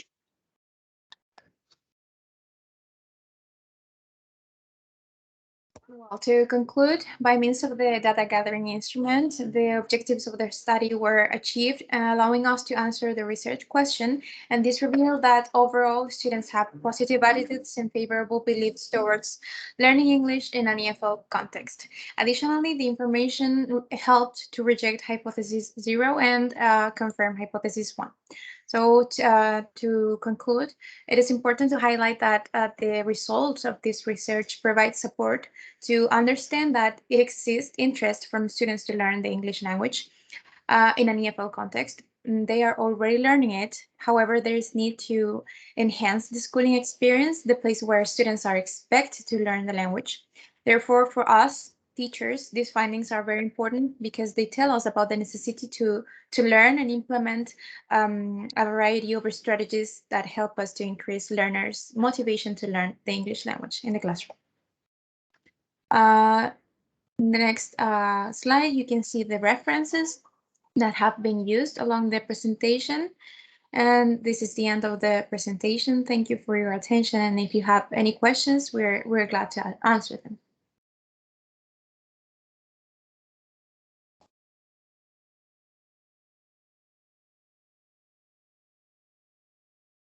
Thank you very much.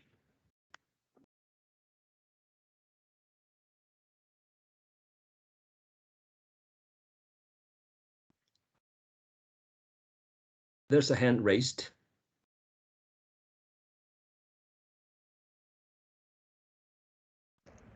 Yes, this might be me. All right. Yes, you are.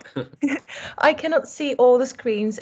I'm experiencing some technical issues, so hopefully you'll hear me. Thank you very much for a lovely presentation. I just wanted to ask, have you considered comparing the students' answers in terms of their school type, or have you done that? Maybe it would be interesting to consider whether there is differences in attitudes in private versus public schools. So I'm just curious if you have done that or if you are considering it.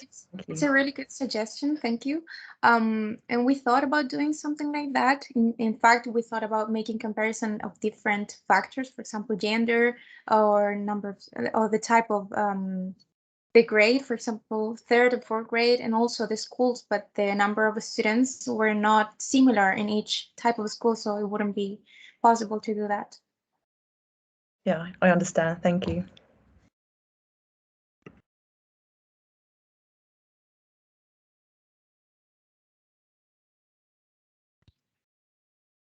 Roberto. Hello. Thank you very much for your presentation. I have a quick question on, I'm not sure whether probably you mentioned it and I wasn't paying attention. How big was the sample of students? Sorry. 209. Yes, 209 students. Okay, that's a good sample actually. Yeah, very representative. So yeah, my suggestion from here onwards, I think it's a good sample to start with. So if you can compare across different categories, for example, by gender or type of school, then I think it's your sample is enough for at least an exploratory analysis. And if you use the questionnaire that was already published and you adapted it to the Chilean context, you can also validate that questionnaire for use by other people in the future. So that's, I think, something that you can use later on. Thank you very much for your suggestion. Yeah. Yeah, I'm not sure whether you were thinking about that or not. Yeah. I mean, the fact that we adapted the questionnaire, it is because the conditions vary depending on the place, the location, you know, the languages that are spoken, and it is a great piece of advice that we should you know, like contextualize the questionnaire into the Chilean view, you know, our Chilean students Context. or our Latin students, yes. And in response to the number of students that we had, we are planning, or we have had conversations about you know, keep our work and to you know, having different perspectives to cover you know, as many fields as possible, because we have plenty of information. We gather plenty of information, and you know, there's so I can't even explain you know, the richness of the results. I understand. Yeah, because no, I mean, because what the students expressed is that they're so engaged in learning the language differently. Yeah, do you have any more to say? Yeah, and my advice, and that's really what happens when we start doing research. That there's so many things to research, and that we don't really know how to continue. We gather so much information, and we don't know what to do with that information because it's too much. Okay, so my advice is just go back and take one thing at a time. Yes. And so you can start your academic life at this stage, and you can research attitudes towards foreign language learning for 20 years, if you like. And then little by little, you start understanding the phenomenon. There's very little about attitudes toward foreign language learning in Chile and Latin America. So if you like that area, I think you should carry on. Yeah, definitely, highly appreciate it. Don't take everything at once. So you don't need to take samples from all the universities in Chile or all the regions in Chile. If you're not interested in all those variables, Now you don't need to take all that information. So you can focus probably between differences in gender or differences in public and private schools, and that's it for the the first stage. Then you can research other things. Yeah, that's my Thank you very much. suggestion. Yeah. Sorry. Highly appreciate Thank it. you. Thank you very much.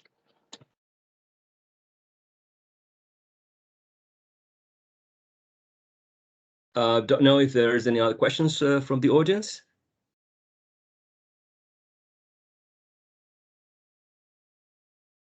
Right then, Visania, Melissa, Araceli, and Daniela, it was really great to see you here, and we really encourage you to keep on working and present next research day, the third version, next year, right, with more results. Thank you very much. Thank you for having us. Thank you. Thank you for having us. Yeah. Thank you.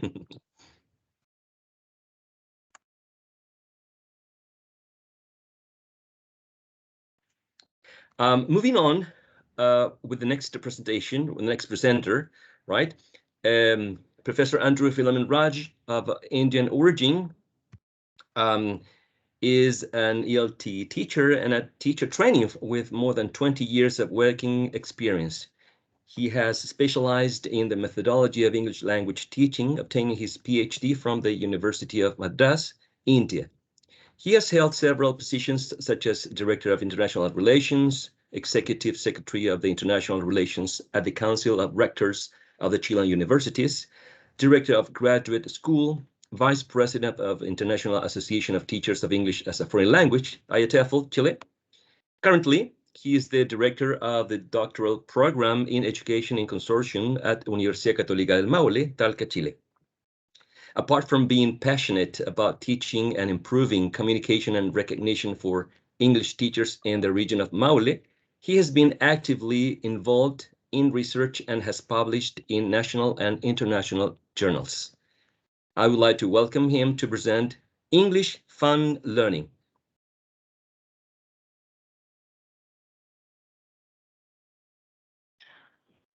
Thank you, Bruno.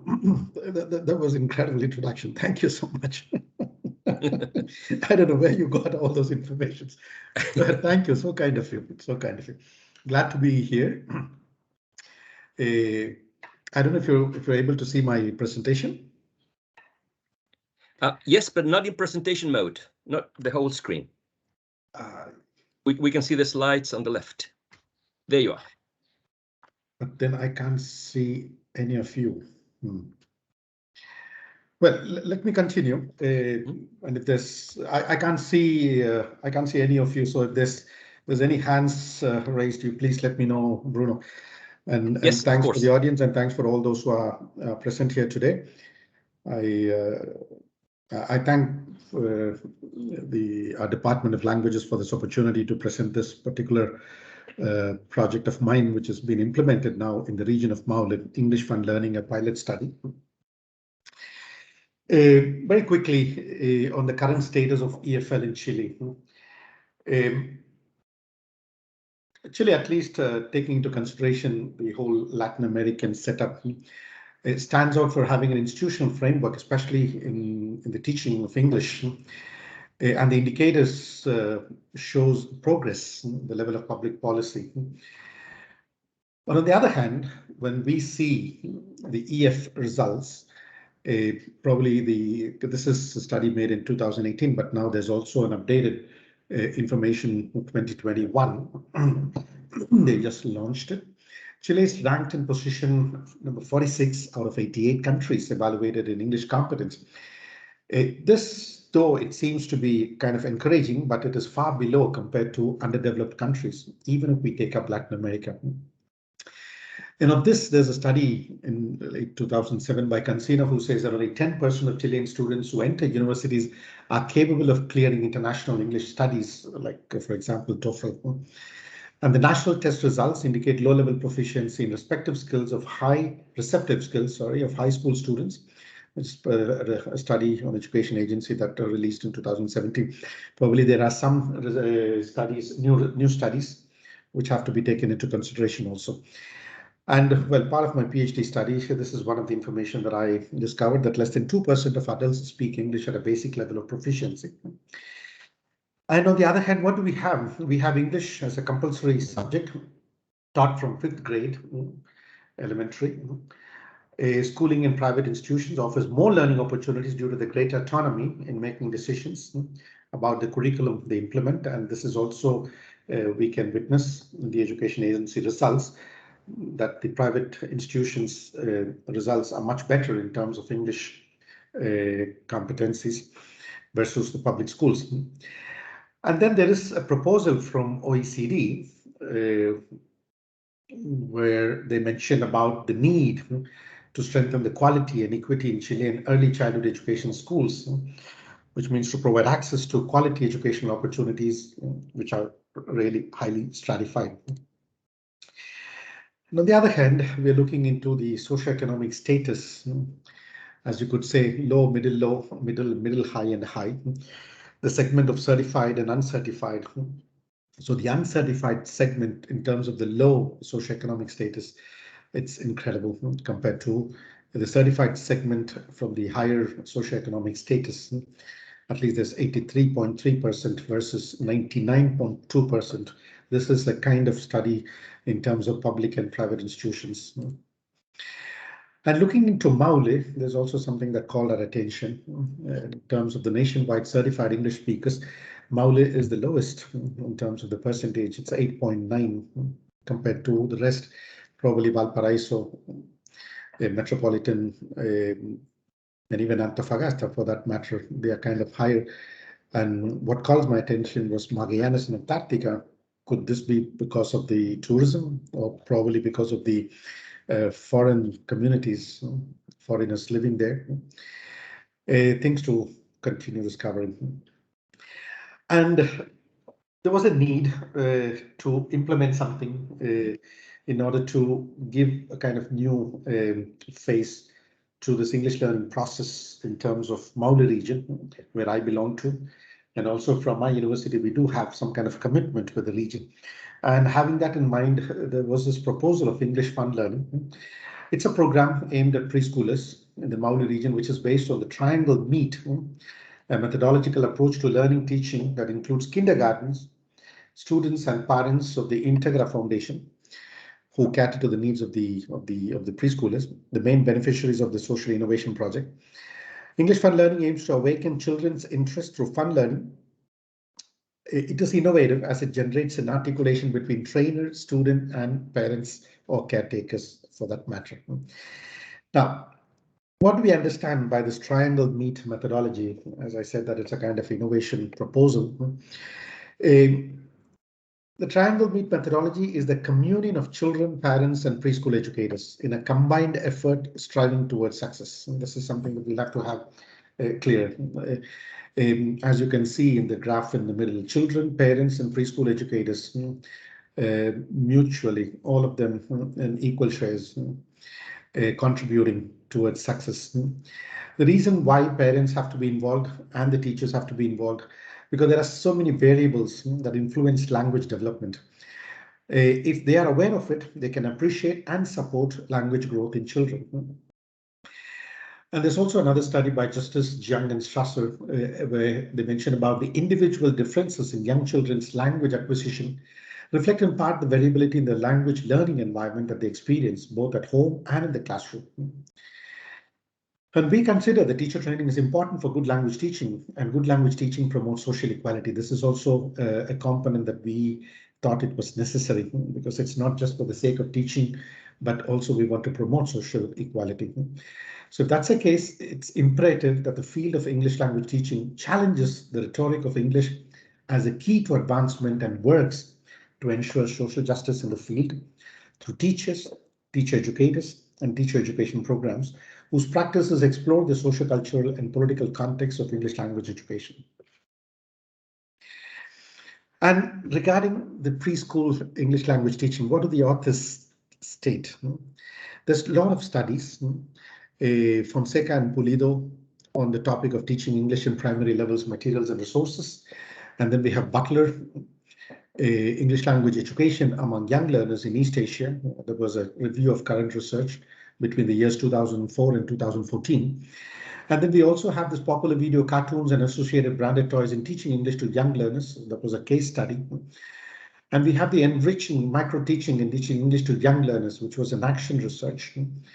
And precisely this English fun learning goes in that line as action research. And listen to repeat, understand, and remember, teaching English to very young children in as such. It's another study carried out by Yusuf and Rushdie. Teachers' self-reported beliefs on developmentally appropriate, inappropriate practices in grade K and K4 EFL classrooms. There was another study by Mayday. And at the end, there's this proposal also done by Valenzuela et al., where they refer that it is relevant to introduce the teaching of a foreign language in preschool settings, encouraged us to look into how we can somehow contribute. And hence this English fun learning ended up having this general objective, which has to do with to improve the regional community competitiveness through the introduction of English fun learning in Chilean preschools. And the participants were for the Integra Foundation, preschool students from 0 to 4 years, 285 preschool children, 64 preschool educators, and 570 parents or caregivers or caretakers in the commune of Maule, Pencabe, Villalegre, and San Javier. And at the end, it is 7 kindergartens in these 4 communes. The pilot study, the implementation of the pilot study consisted of 5 phases. The first phase was the preschool visits, where we created an environment, a bilingual environment. And we strongly believe that creating this environment would help also in achieving the learning of English as a foreign language. That is our context, especially in Chile. As you could see, we have created a kind of English corner, and materials were provided to all the educators to create this corner. And then the second phase was to create material. We designed the material and also the software, which was called English Fun Learning.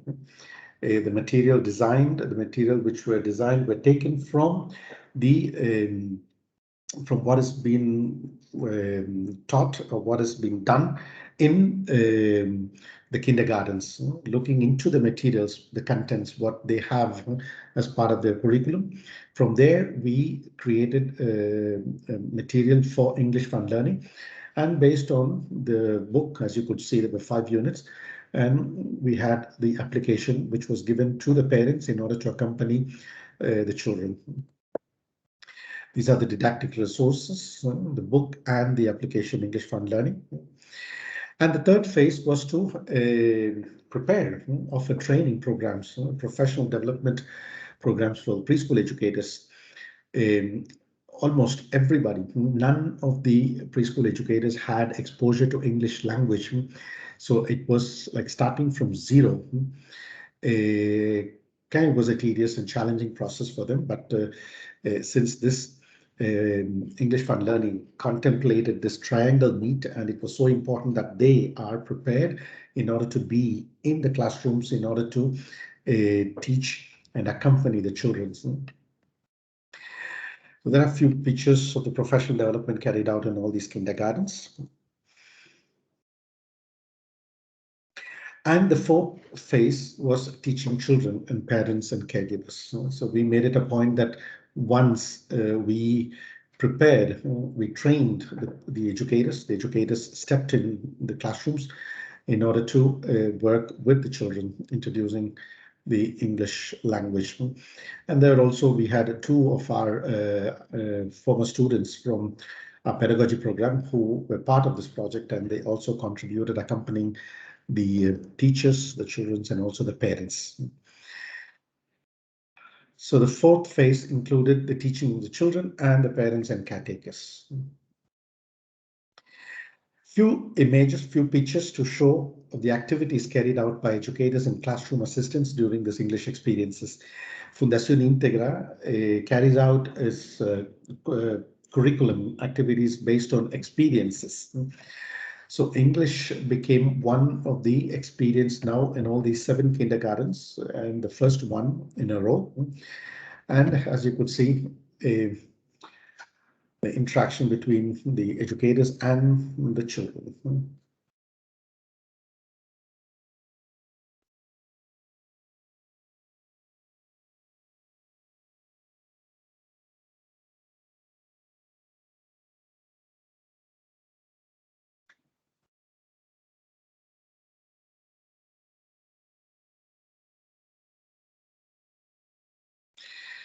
And the project continues. The study is still in implementation. In spite of COVID, as I say there, action continues. We continued meeting and offering professional development for the aunts and to the directors and also to the aunts of the kindergartens. And the 5th phase now, which is in execution, has to do with the technological transference of English fund learning to preschool teachers, because the Universidad Católica del Maule has a preschool teacher training program with English minor in Campus Curicó and Talca. So the program continues now with these future kindergarten teachers who are being trained in the implementation of this particular project. And they have already started with the training professional development program, and they're also parallelly implementing in the kindergartens. And by this means, we are somehow expecting that this project continues and somehow extends also to the other kindergartens in the region. So these are the online sessions that we had carried out in terms of the professional development. And as the outcome, what is that we are looking forward? The human capital development through the intervention plan for this English fund learning program, and impact on the teaching and learning of English in preschool settings, because it's the first time something of this nature has been being implemented in Maule region as a pilot study. It's also it was also called the attention of the other regions, and they've already invited us to look into the possibility of how we could implement this program there. We also look forward to the contribution of to social, cultural, and cognitive development of children. We believe that it's very, very important. And we are seeking also to promote the use of English language among the preschool educators, children, and parents. If at all we want this country to be a bilingual country, somewhere in the late 1990s, there was this proposal of the English education minister who wanted to make this country bilingual by the year 2010. But we are still behind this proposal and this to achieve that objective. If we do not start from the lower level, especially at preschool level, it's very difficult, because already the 5th grade, the children are in a way, they have their own nose and house, ups and downs. And sometimes they also feel that English as a foreign language has been imposed on them. And this becomes a true challenge also for the teachers. But if at all we start from the preschool level, this truly offers. And this English Fund Learning project seeks to create an environment where Spanish and English are co-lived without creating any differences. And it is something very common for the children to learn. And at that stage, they are like sponge and they observe everything. And at the end, we're also looking to provide the community with more opportunities, new career or programs, academic knowledge, professional development, job opportunities, among others, to the community in Maule. This is the video that is part of the application, English Fund Learning application. I sincerely hope that you can listen. Bruno, can you please let me know if you can hear, if it works? Yes, of course.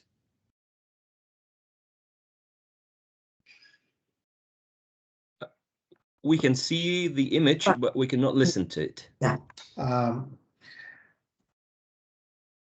Just once.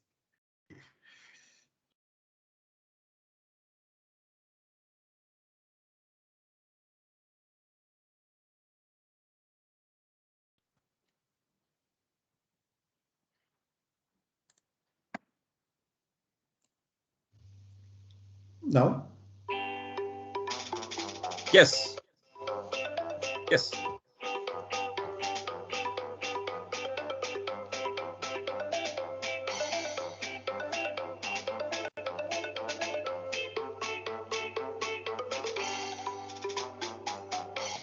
Hello, my name is Gopi.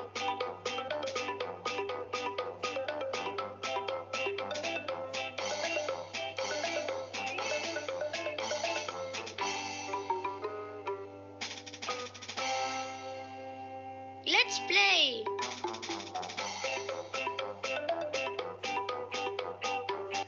Listen and match. Instructions.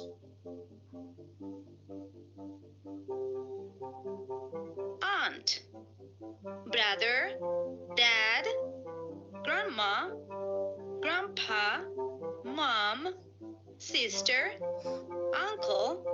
Let's work. Mom. Excellent work. Dad. Oops, try again. Great job. Sister. Very good. Brother. Great job. Grandma. Ruff, ruff. Uncle. Excellent work. Okay. Aunt. Very good. And references for your information. Thank you. Thank you very much, Andrew. I wish I had this when I was a kid. No, I had to thank also, there's several people who were part of this project. I had to thank the regional government, our university, and also our Department of Languages. And at one point, there was this Ms. Andrea Fuentealba was also part of it, this project, and also you, Bruno. So, well, our dream was somehow to foster English language learning already from the preschool, so that we, at one point, achieve this main objective of making this country a bilingual.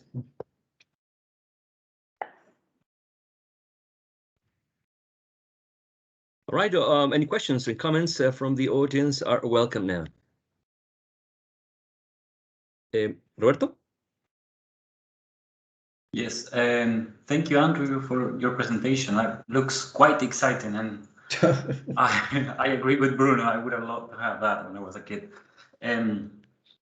Yeah, I was wondering how, because I know this program will be developed in preschools, as you showed, right?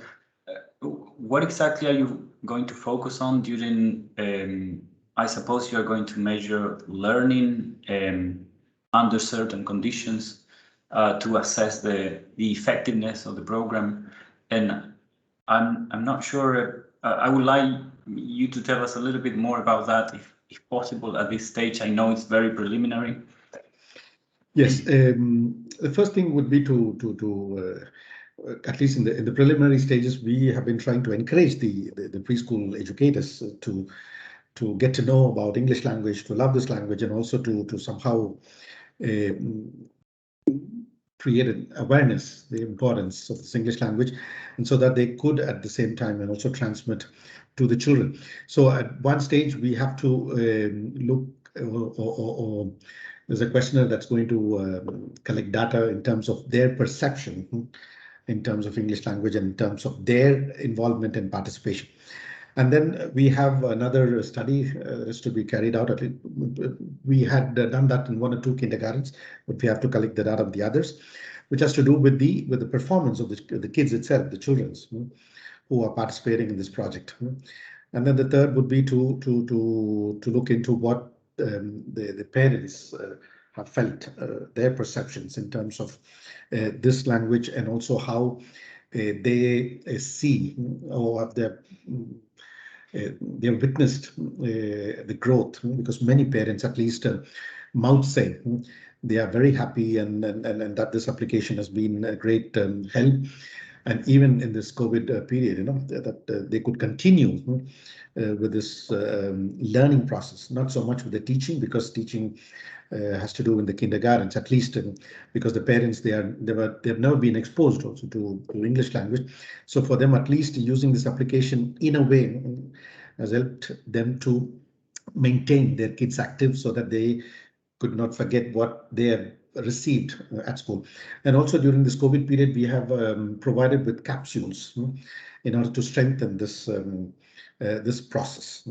So all these things are to be, probably at the end of this year, maybe we could have results to help us understand if what we have implemented, what we have proposed, especially creating this consciousness. And that's why, because we are used with the traditional methods as grammar translation method or audiovisual method and things like that. So I dared to implement something like triangle meet, making the human resource with this awareness, with this consciousness, that they themselves become a method in their teaching learning process.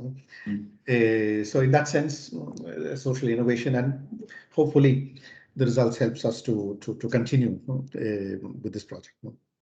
Yeah, just one more thing. I like the model that you show in engaging parents as well, because there's quite a lot of evidence regarding language and mathematics development, for example, that the environment in which children live is a factor, is an important factor that affects learning. So that's the reason why, for example, low SES kids perform lower than high SES kids, because the environment they have at home is a factor as well. So I think that's a key point that you are considering in the plan. And I would suggest to also measure learning in not just perception, just to have to understand how effective the program was. So, yes.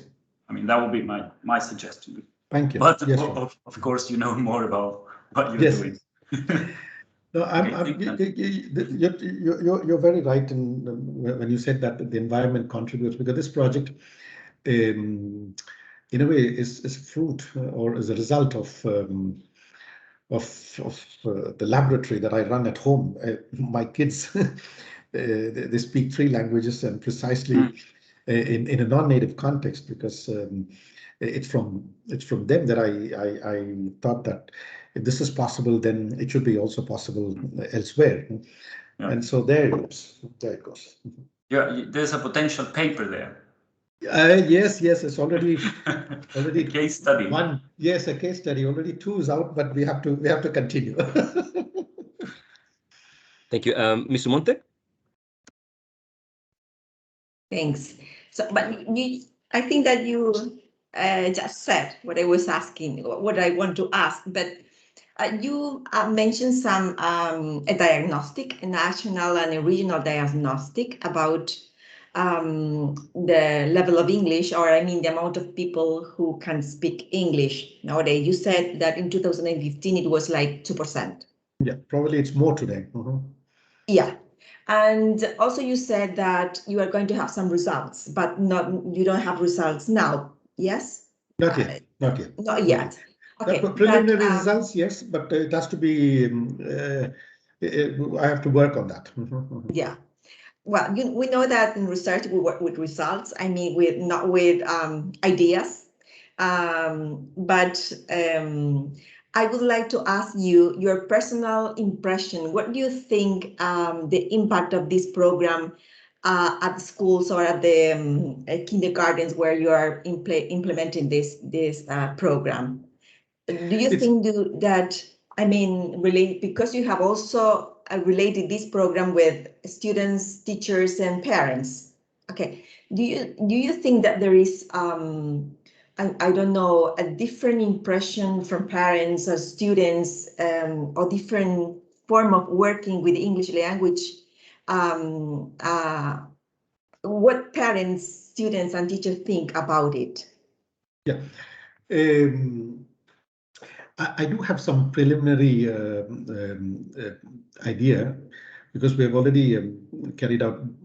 We have applied questionnaires to the preschool educators. I have the data, but I've not worked on that. At least reading the first impressions, it's been an eye-opening experience for the preschool educators who have never been exposed to English language learning, and also at this stage, after having left the university school and university midway through, to start learning, first learn the language, and then they themselves have become teachers to transmit this language, which is absolutely not their language, to the children. It has been challenging, but then it has been a lovely experience, and they permanently, in fact, if it was just once in a week, our visits to the kindergartens, they had requested more hours, and precisely they really want to get to learn the language, also to know the nuances of the English language, so that they could also well implement with their kids. So that's in terms of the preschool educators. And in terms of the children's, well, the title says English fun learning. The more it's fun, they get involved. And also, so the didactics that has to be implemented has to be truly interesting and encouraging for them. So as I'm sure you saw in the activities, it's full of colors. It's full of colors. So it's more colorful. It's more encouraging for the students, for the kids to get motivated and participate. And many. There are several anecdotes which I can share. For example, one, if I could, that comes to my mind. The moment I enter into the kindergartens, they come running and they hold my hand and they say, teacher. At times I even heard the word uncle. So they somehow identify. So this is a process, you see, because not everything is said and done at that stage. And in terms of parents, it's been 100%. The parents are the ones who were really thankful, because they do feel the need. And this was precisely also the information that I received from the GORE, that it was because of the input that they received from different communes, from the families, especially who were participating in the community meetings in the communes. They have somehow transmitted this information that this project has contributed a lot, and that they are very keen in that this project continues. And that's a reason that GORE has accepted to extend this project, because this was supposed to end at least the last year, and they've extended 1.5 years more.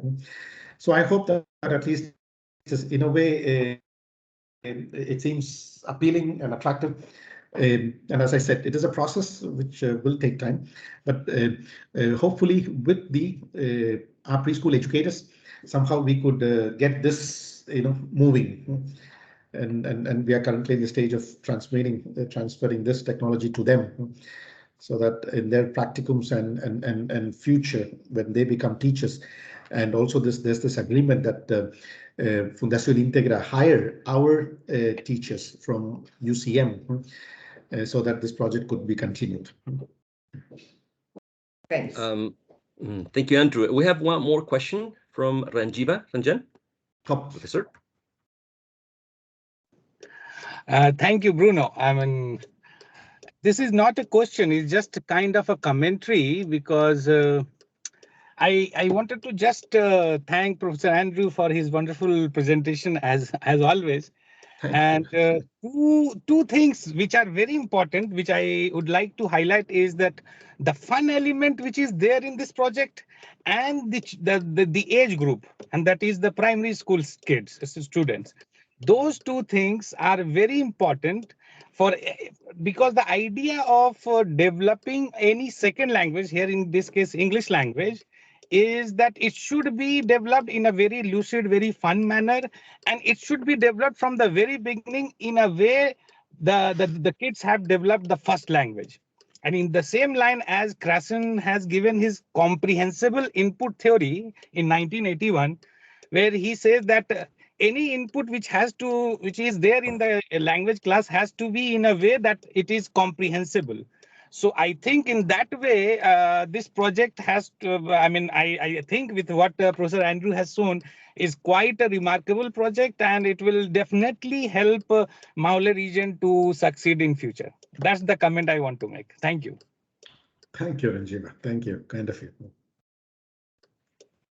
Thank you very much, Professor Ranjiva. Is there any comment or questions from the audience?